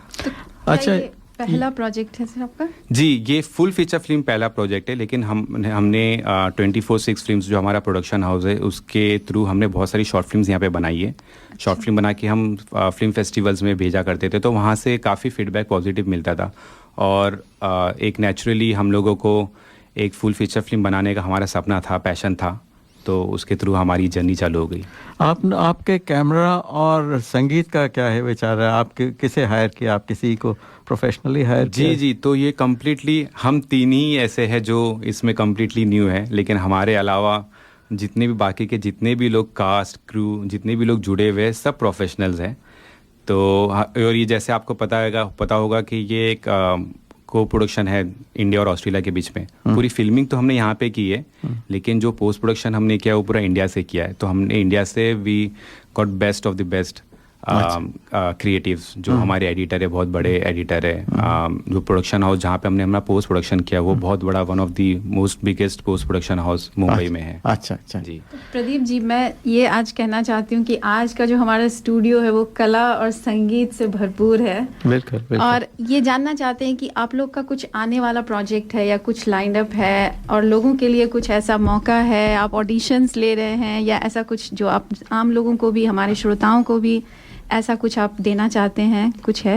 नहीं, डेफिनेटली हमारे प्रोजेक्ट्स लाइंड अप हैं। नेक्स्ट प्रोजेक्ट जो लाइंड अप है वो अली ने 10 साल पहले लिखना शुरू किया था और उस पर हम करीब 10 साल से चर्चा कर रहे हैं साथ में। तो वो हम अगले साल थोड़ा माइक्रोफोन के और बनाना चाहते हैं। लेकिन आई थिंक आपने जो पहले सवाल पूछा था कि कभी हम डरे नहीं ये करने में, या कभी ऐसा नहीं लगा, कभी ऐसा नहीं लगा, क्योंकि तो हमारे शास्त्रों में तो क्या गया ना, कर्म कर फल की इच्छा मत कर। बिल्कुल। अब नहीं तो कब, हम नहीं तो कौन। बिल्कुल। तो वो बहुत ज़रूरी है। तो आपके सवाल का भी यही जवाब है कि हम लोग ने यहाँ पर प्रेसिडेंट सेट किया है। हमने एक ऐसी चीज़ बनाई है ऑस्ट्रेलिया में जो कभी नहीं हुई है, और इस चीज़ को हम इस लेवल पे नहीं रखेंगे, इसको और बड़ा करेंगे। 24/6 फिल्म्स के बारे में हम बात नहीं कर पाए, लेकिन 24/6 फिल्म्स का मतलब यही है कि 24 हमारे अशोका चक्रा में स्पोक्स हैं और 6 हमारे ऑस्ट्रेलियन फ्लैग के एंसेंबल हैं। तो 24/6 इस तरह से साथ में आता है, और हम इंडिया की जो ऑस्ट्रेलियन इंडियंस की जो कहानियाँ हैं उसको बड़े लेवल पे दिखाएंगे। तो हमारी जितनी भी स्क्रिप्ट हैं उसमें ऑस्ट्रेलिया और इंडिया का मिश्रण रहेगा। तो अगली जो स्क्रिप्ट है वो भी इसी टाइप की है, जिसमें हम शास्त्रों को क्या बात आगे ला रहे हैं और उसके थ्रू समय के बारे में बोलना चाह रहे हैं। और आपके स्क्रिप्ट के बारे में जब अगली बार मिलेंगे तो डेफिनेटली बात करेंगे। हमें बहुत खुशी हुई आप लोगों से मिलकर। ख़ास इस बात की खुशी है कि आप लोग यंग हैं, अभी आपकी जर्नी बहुत बाकी है, तो आप और भी बहुत बड़े बड़े काम करेंगे।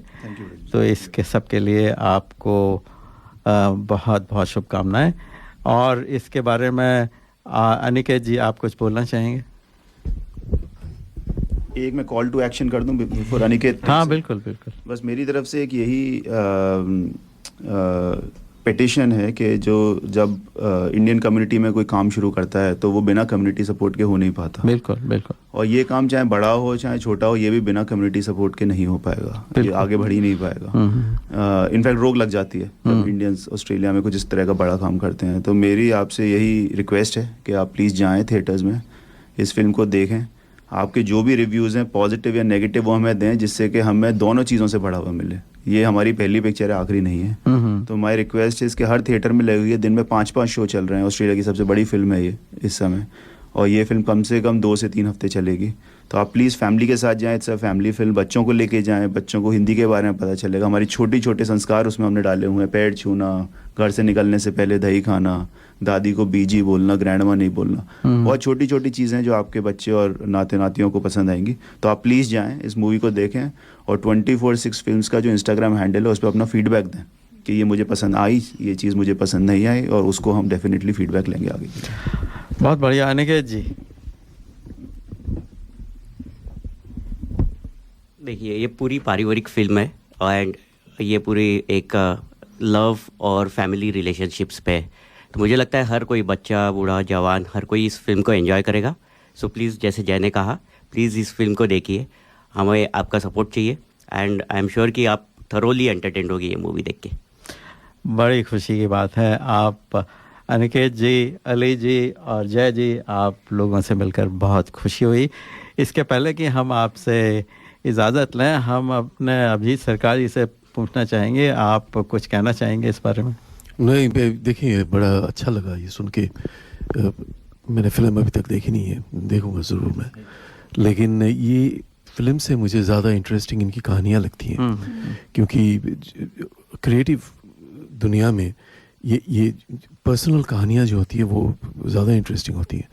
When personal stories are interesting, the product is always interesting. ये मेरा एक्सपीरियंस है इतने सालों का। तो I wish them luck because I am going to watch the movie soon. जाके देखूंगा मैं। काफ़ी बड़ा सपना है और हम सब मिलके उसको सपोर्ट करेंगे, लेकिन मैं ये पूछना चाहती हूँ कि OTT प्लेटफॉर्म पे भी आने का कुछ है क्या इस मूवी का? देखिए, अभी बात तो चालू है, OTT प्लेटफॉर्म से हम संपर्क में है, पर हमारा जो अभी मेन फोकस है वो ये है कि अभी ये इतनी बड़ी मूवी, ऑस्ट्रेलिया की सबसे बड़ी मूवी फिलहाल ये थिएटर्स में चल रही है, तो हम we want to live the moment. OTT पे तो ज़रूर आएगी, क्योंकि आई एम श्योर कि इसकी स्टोरी, इसकी जो एग्जीक्यूशन है वो इतनी प्यारी है कि OTT, कोई भी OTT इसको खरीद लेगा।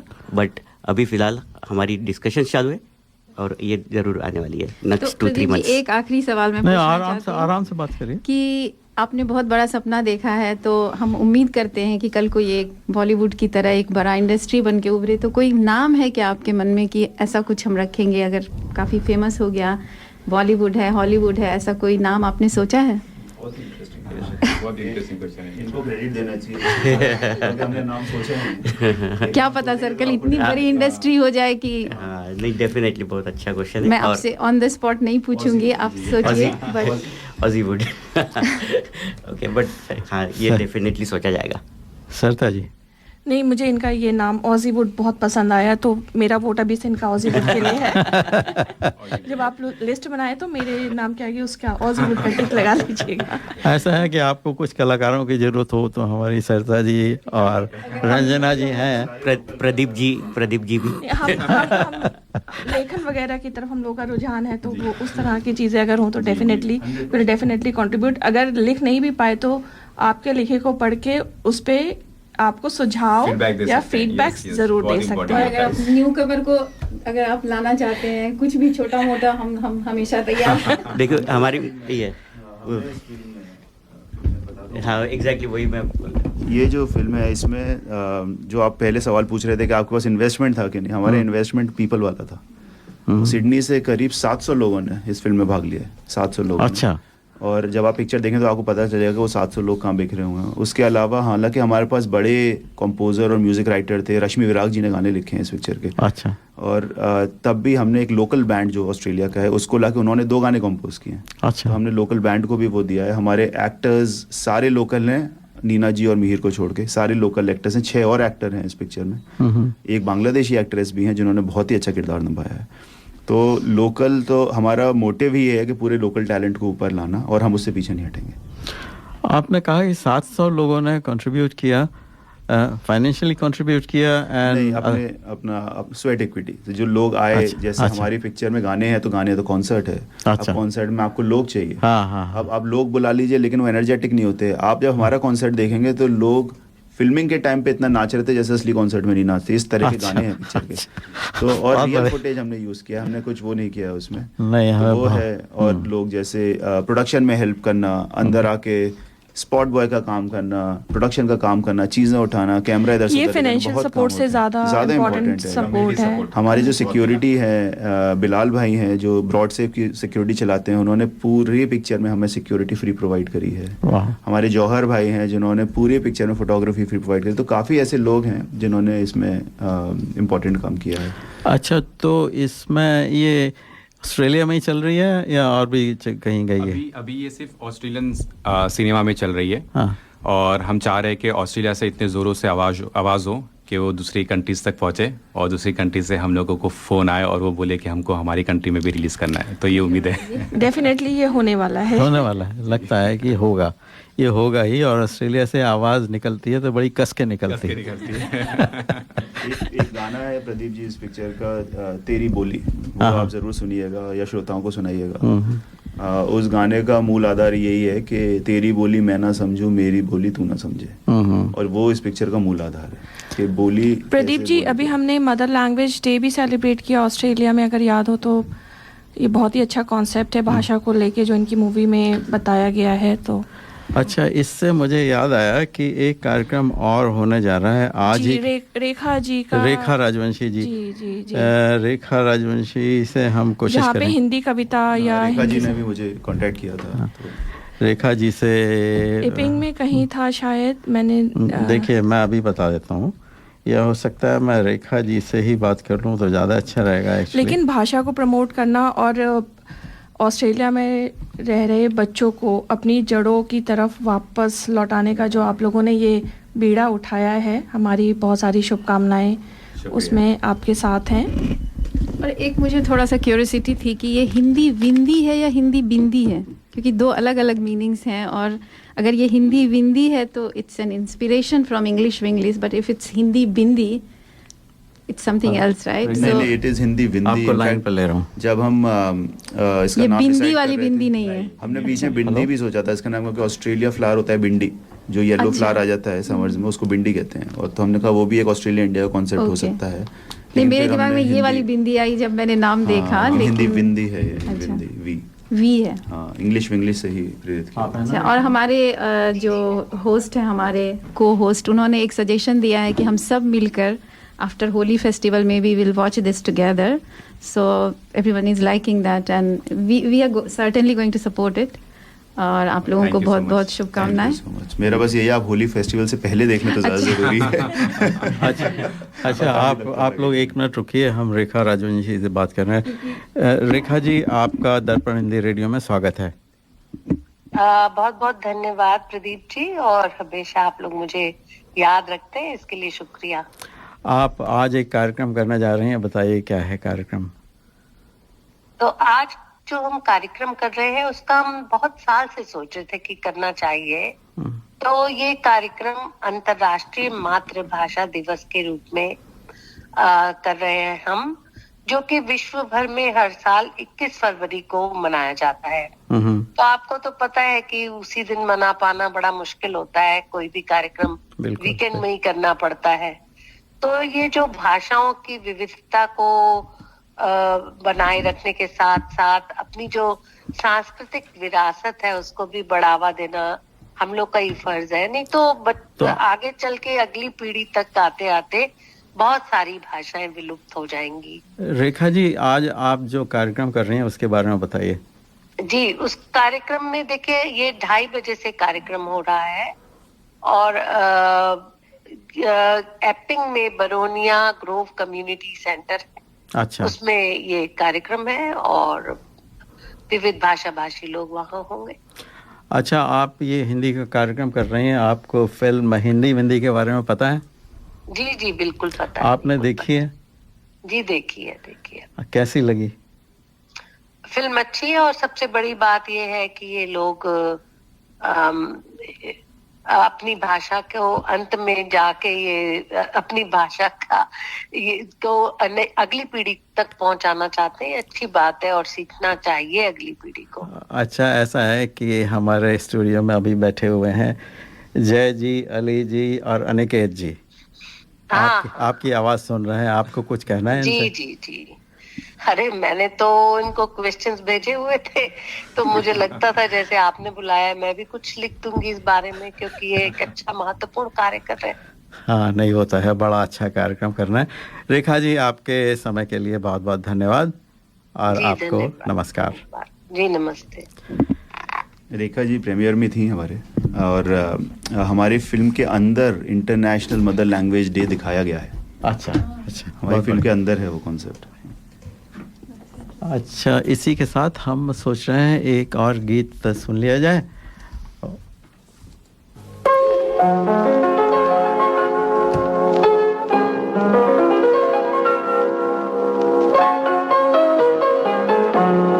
चलो एक बार फिर से अजनबी बन जाए हम दोनों, चलो एक बार फिर से अजनबी बन जाए हम दोनों।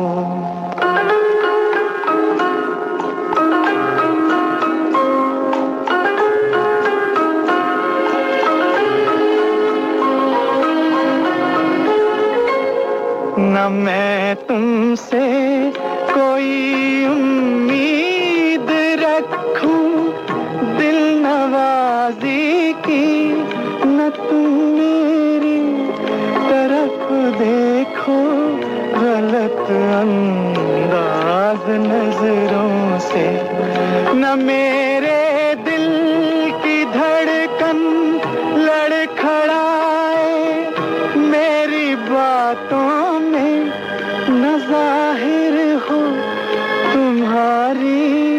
कश्मकश का राज नजरों से चलो एक बार फिर से अजनबी बन जाए हम दोनों चलो एक बार फिर से अजनबी बन जाए हम दोनों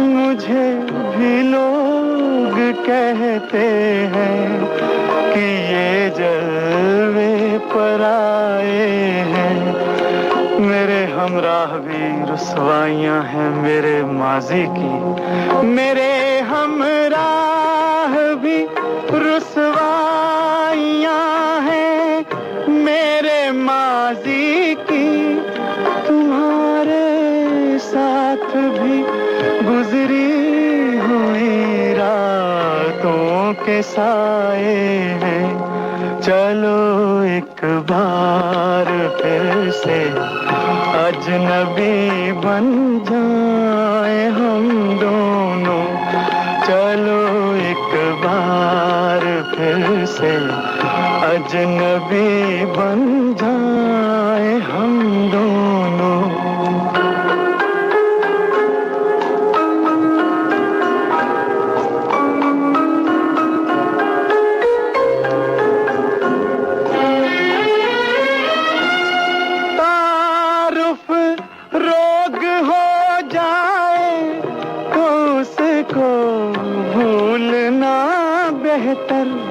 ताल्लुक बोझ बन जाए तो उसको तोड़ना अच्छा वो अफसाना जिसे अंजाम तक लाना न हो मुमकिन वो अफसाना जिसे अंजाम तक लाना न हो मुमकिन उसे एक खूबसूरत मोड़ देकर छोड़ना अच्छा चलो एक बार फिर से अजनबी बन जाए हम दोनों चलो एक बार फिर से अजनबी बन जाए हम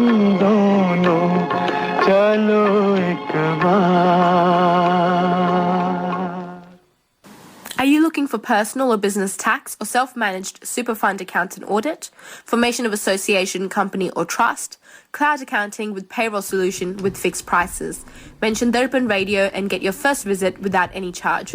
Please contact Forbes Accounting on 8095-9405, that's 8095-9405, or visit our website www.fabc.com.au.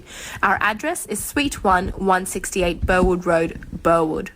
Forbes Accounting and Business Consultants are proud sponsors of Darpan Radio. दोस्तों हमारा कार्यक्रम चल रहा है हमें हमारे हिंदी के कलाकारों के से मिलकर बड़ा अच्छा लगा और अभी रंजना जी हमें कुछ बताने वाली हैं फिर से दर्पण रेडियो के सभी श्रोताओं को रंजना रमन का नमस्कार। अब कला और साहित्य संगीत से हम थोड़ा सा ब्रेक लेंगे और अध्यात्म की तरफ चलेंगे। जैसा कि हम सभी जानते हैं हमारे भारत में महाकुंभ 45 दिनों तक चलकर ख़त्म हो गया है, तो मैं उसके बारे में बहुत ही संक्षिप्त रूप में आपको कुछ चीज़ें बताऊंगी जो सामान्य से प्रश्न होते हैं जो लोग पूछते हैं। हम में से बहुत लोगों को वो पता है पर बहुत से लोगों को नहीं भी पता है। तो जैसा कि हमने अभी जाना कि महाकुंभ 45 दिनों तक चला, प्रयागराज में हुआ। प्रयागराज में ही क्यों हुआ, या फिर लोग ये पूछते हैं कि महाकुंभ 12 साल में ही क्यों होता है।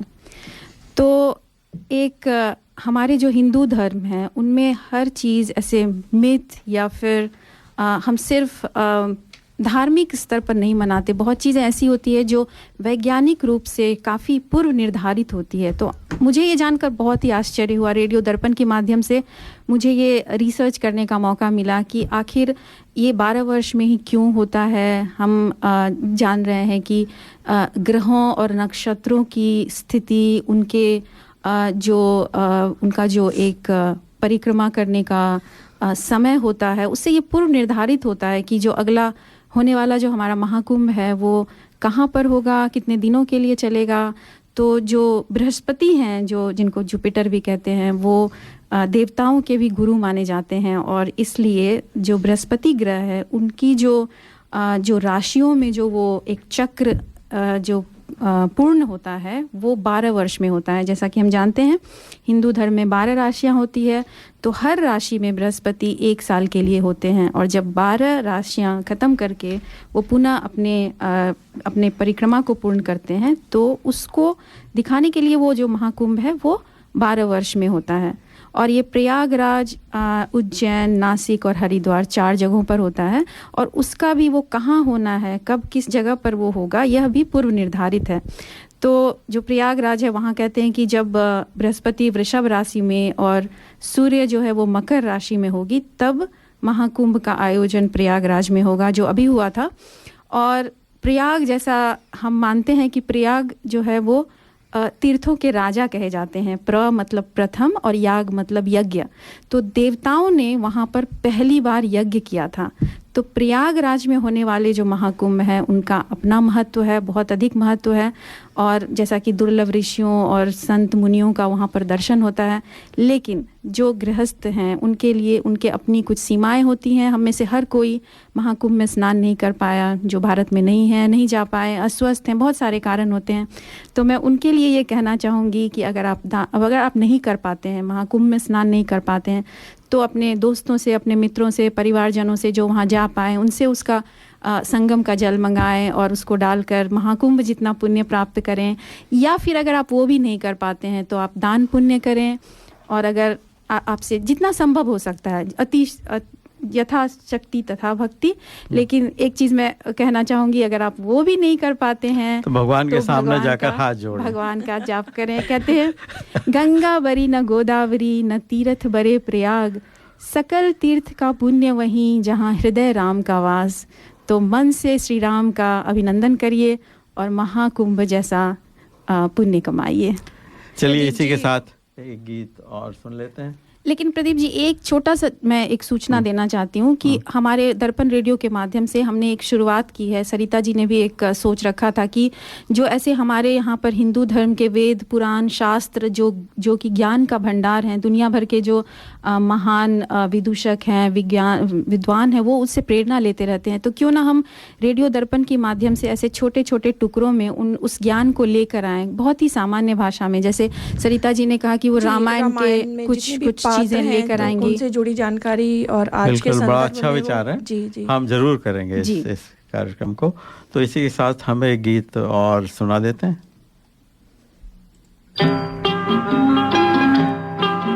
ओरे माझी, ओरे माझी, ओ मेरे माझी, मेरे साजन है उस पार, मैं मन मार हूँ इस पार। ओ मेरे माझी अब की बार, ले चल पार, ले चल पार। मेरे साजन है उस पार, मैं मन मार हूँ इस पार। ओ मेरे माझी अब की बार, ले चल पार, ले चल पार। मेरे साजन है उस पार।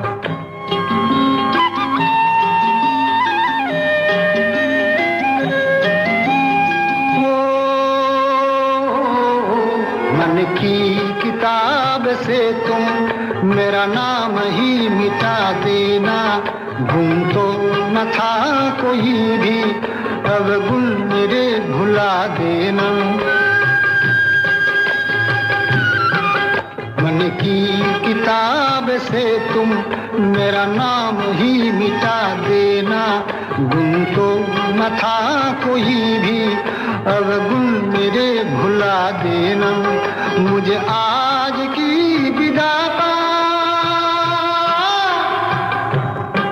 मुझे आज की विदा का मर के भी रहता इंतजार, मेरे साजन है उस पार, मैं मनमार हूँ इस पार, ओ मेरे माझी अब की बार, ले चल पार ले चल पार, मेरे साजन है उस पार।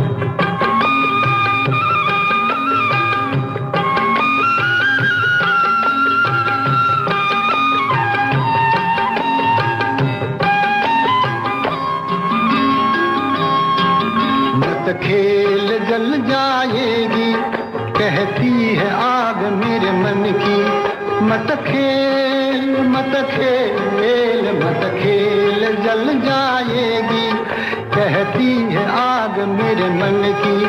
मैं बंदिनी पिया की, मैं संगिनी हूँ साजन की, मेरा खींचती है आंचल,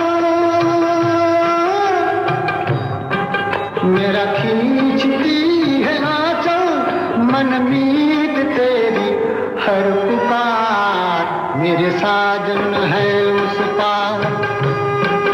ओरे माझी ओ मेरे माझी। भाई साहब, ये करी मास्टर्स और अन्य मसालों में क्या अंतर है? बहन जी, करी मास्टर्स कंप्लीट करी मिक्स है। इसमें अनियन, गार्लिक, जिंजर, टमाटर, नमक, मिर्च, हल्दी, धनिया वे सभी मसाले मिले हुए आते हैं। ये बनाने में बहुत ही आसान और खाने में लाजवाब है। It's so easy. इनकी वेबसाइट का एड्रेस है www.currymasters.com.au। ये था हमारे स्पॉन्सर करी मास्टर का संदेश। प्रदीप जी, अभी जैसे रंजना जी ने कुंभ के मेले पे इतनी अच्छी जानकारी दी, और आज रेखा जी हमारे मातृभाषा दिवस पे कवि सम्मेलन भी कर रही हैं। क्योंकि मैं वहाँ नहीं जा पाऊँगी और मुझे बहुत अच्छी एक कविता गूगल पे मिली, कैलाश गौतम की। एक भोजपुरी कविता है। मैं वैसे तो यूपी से हूँ, मैं अवधी भाषा बोलती हूँ, बट मैं भोजपुरी में ये कविता अपने श्रोताओं को सुनाना चाहती हूँ। तो अगर भाषा में कोई त्रुटि हो जाए तो मैं श्रोताओं से उसके लिए क्षमा प्रार्थी हूँ पहले ही। अमावस्या का मेला, जो ये कुंभ है, ये अमावस्या पे लगता है। तो ये कवि ने उसी पे लिखा था, भक्ति के रंग में रंगल गांव देखा, धर्म में कर्म में सनल गांव देखा, अगल में बगल में सगल गांव देखा, अमावस्या नहाए चलल गांव देखा, एहू हाथ झोरा ओहू हाथे झोरा, खानी पे बोरा कपारे पे बोरा, कमरी में केहू कथरी में केहू, रजाई में केहू दुलाई में केहू, बप्पा रे बप्पा अदैया रे दैया, तनी हम में आगे बढ़े देते भैया, मगर केहू दर से टसकले ना टसके, टसकले ना टसके मसकले ना मसके, सभी देवी देवता मनावत चलीला, नारियल पे नारियल चढ़ावत चलीला, किनारे से देखे इशारे से बोले, कहीं गांठ जोड़े कई गांठ खोले, फटल हुए कुर्ता टूटल हुए जूता, खलीका में खाली किराए के बूता, तबो पीछे पीछे चलल जात हुए, कटोरी में सुरती मलल जात हुए, अमावस्या का मेला अमावस्या का मेला, अरे है भैया अमावस्या का मेला। तो ये कुंभ का बहुत ही सुंदर दर्शन, जहाँ पे उन कवि ने बताया कि किस तरह से लोग इस कुंभ के लिए सारी अपनी भक्ति और शक्ति के साथ जाते हैं उस पवित्र गंगा में स्नान करने, जिसको हम जीवनदायिनी नदी कहते हैं। और प्रदीप जी, आपको पता है गंगा को जीवनदायिनी और इतनी पवित्र नदी बनाने में उसका जो एक बहुत ही विशेष गुण है, जिसे हम बैक्टीरिया फेज कहते हैं, उसका रोल माना जाता है। गंगा एक ऐसी नदी है जो अपनी क्लीनिंग, अपनी सफाई खुद करती है।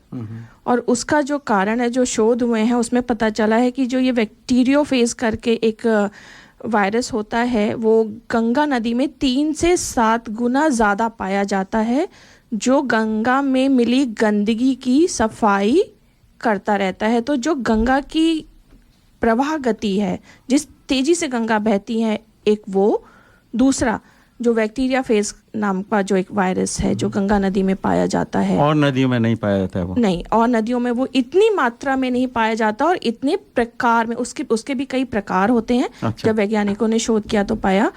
तो गंगा नदी की ये विशेषता है कि वो अपनी सफाई खुद करती है और वो बहुत तेजी से बहती है। चलिए इसी के साथ हम इसी बात पर एक सुंदर सा गीत सुना देते हैं। जी।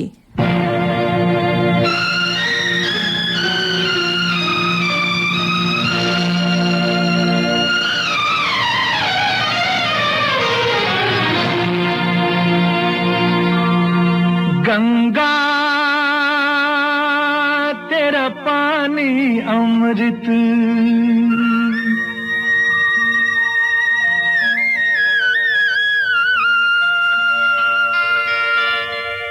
गंगा तेरा पानी अमृत झरझर बहता जाए, युग युग से इस देश की धरती तुझसे जीवन पाए। गंगा तेरा पानी अमृत।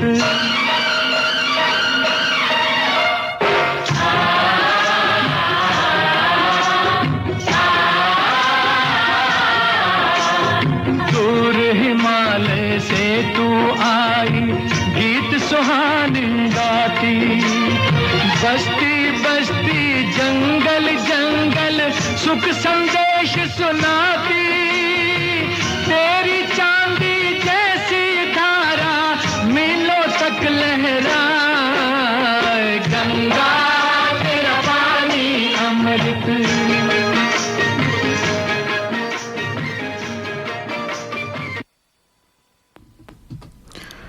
दोस्तों हमारे साथ, हेलो राज जी आप हैं?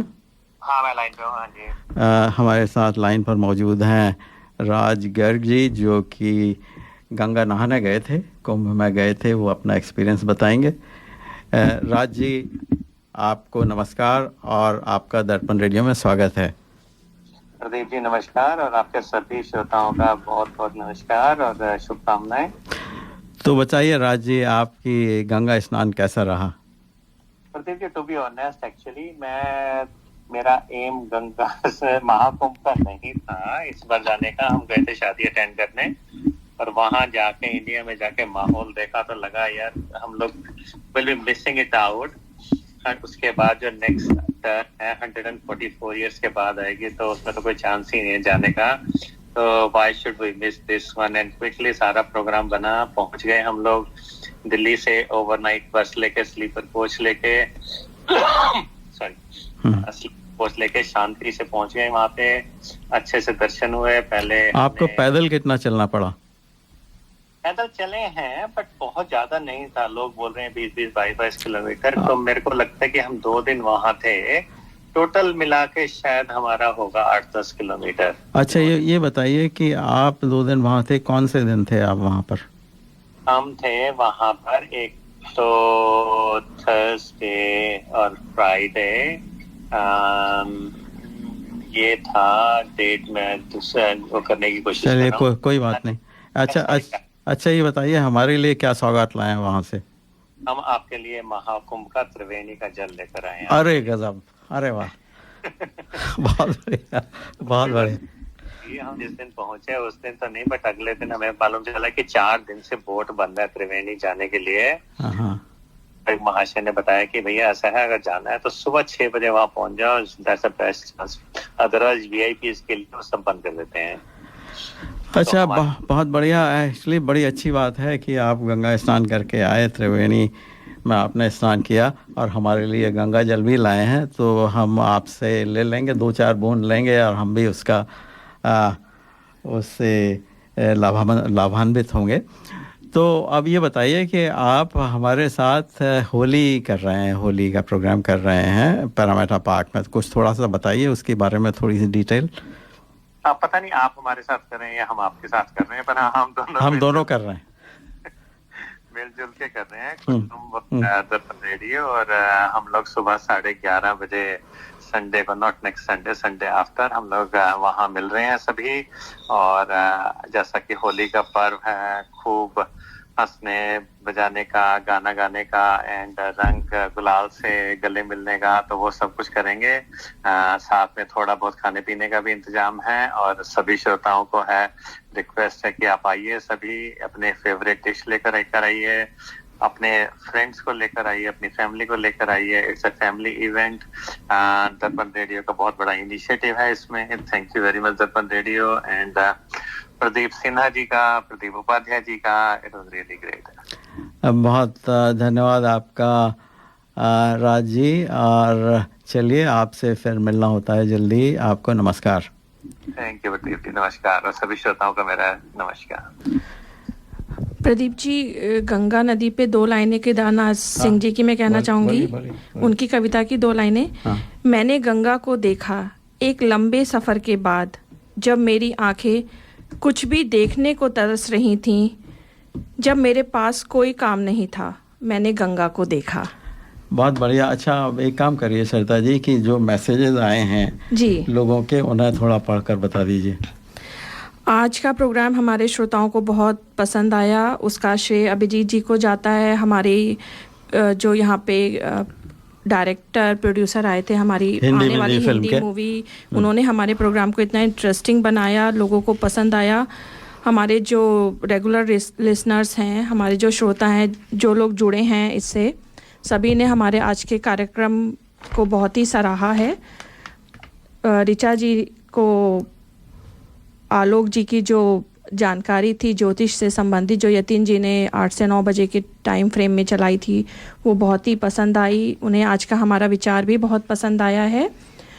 शैलजा जी ने अभिजीत जी के जो गाने इन्होंने हमें सुनाए, अपने जीवन के बारे में अपना अनुभव हमसे साझा किया, और साथ ही जो इनके अंदर विभिन्न योग्यताएं हैं उनकी जानकारी उन्होंने एंजॉय करी, और उन्होंने आपको भविष्य के लिए शुभकामनाएं दी हैं। यतीन जी का सवाल मैंने पूछ लिया था कि बंगाल का माहौल कैसा है। पूनम ग्रोवर जी, लीला तिवानी जी जो आज के हिंदी कार्यक्रम में जाने भी वाली हैं कविता पाठ के लिए, तो श्रोताओं से अनुरोध है कि जो रेखा जी का जो प्रोग्राम है उसमें जाएं और मातृभाषा संबंधी जो कार्यक्रम है उसको एंजॉय करें। राजीव निगम जी को भी आज के हमारे जो गाने थे सभी को पसंद आए। हमें भी उनको यहाँ पे चलाने में बहुत आनंद का अनुभव हुआ। बहुत अच्छे सुंदर गाने। मोहिनी जी ने भी लिखा है वेरी नाइस सॉन्ग्स और बातचीत। प्रदीप उपाध्याय जी, जिन्हें आज हम यहाँ पे मिस कर रहे हैं, वो अपनी फैमिली आज एंजॉय कर रहे हैं, फैमिली टाइम एंजॉय कर रहे हैं, तो उनको बहुत बहुत शुभकामनाएं, बधाइयाँ। और उन्होंने लिखा अत्यंत रोचक और मनोरंजक कार्यक्रम। इतनी तेज़ी से भाग रहा है कि आधा कार्यक्रम, और प्रदीप जी अब तो पूरा कार्यक्रम समापन की ओर है, तो हमको इनकरेज करने के लिए बहुत बहुत आभार। हमारे श्रोताओं से अनुरोध है कि कुटुंब होली का जो 16 मार्च को है पारामाटा में, वहाँ पे ज़रूर जाएं। और उसके साथ ही जो Hindu council of Australia Gargi awards का आयोजन करने वाली है, श्रोताओं से अनुरोध है कि उसमें अपना नॉमिनेशन या अगर किसी को नॉमिनेट करना चाहते हैं तो ज़रूर करें। राजीव निगम जी को हमारा आज का जो गाने थे, जो हम लोगों ने बातचीत करी, वो पसंद आया। तो इस तरह से हमारे सभी श्रोताओं ने हमारे सब पूरे कार्यक्रम को बहुत अप्रिशिएट किया है, उनको बहुत पसंद आया है। आशा है कि हमारे श्रोताओं के सहयोग से हमारा ये कार्यक्रम इसी तरह चलता रहेगा। चलिए ठीक है, तो हमें आज्ञा दीजिए अगले सप्ताह तक के लिए। हमारे सामने अभिजीत सरकार जी अभी बैठे हुए हैं। आपका बहुत बहुत धन्यवाद अभिजीत जी। आप लास्ट वर्ड आपका, आप बोलिए। नहीं, इट वाज एज एंजॉयबल। मैं बरसों से आ रहा हूँ यहाँ पे प्रदीप जी, और हर सेशन जो है बड़ा एंजॉयबल रहता है। चलिए, बड़ी अच्छी बात है। आपका बहुत बहुत धन्यवाद, और आपको भी नमस्कार, और सारे श्रोताओं को नमस्कार कि उन्होंने हमारा साथ दिया और हमारा प्रोत्साहन किया। इसी के साथ हम एक सूचना के साथ साथ एक लास्ट गीत भी छोड़े जा रहे हैं आपके लिए। तो आप सभी को सप्रेम नमस्कार।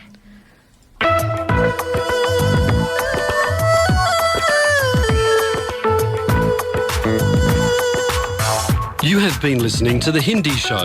Join us next Sunday to contribute and provide feedback on anything you heard today. Contact us on feedback@darpanradio.org.au. आप सुन रहे थे हिंदी कार्यक्रम। हमें हर रविवार सुनिए सुबह 9 बजे से। अपने विचार भेजिए आज के कार्यक्रम के बारे में। ईमेल कीजिए feedback@darpanradio.org.au।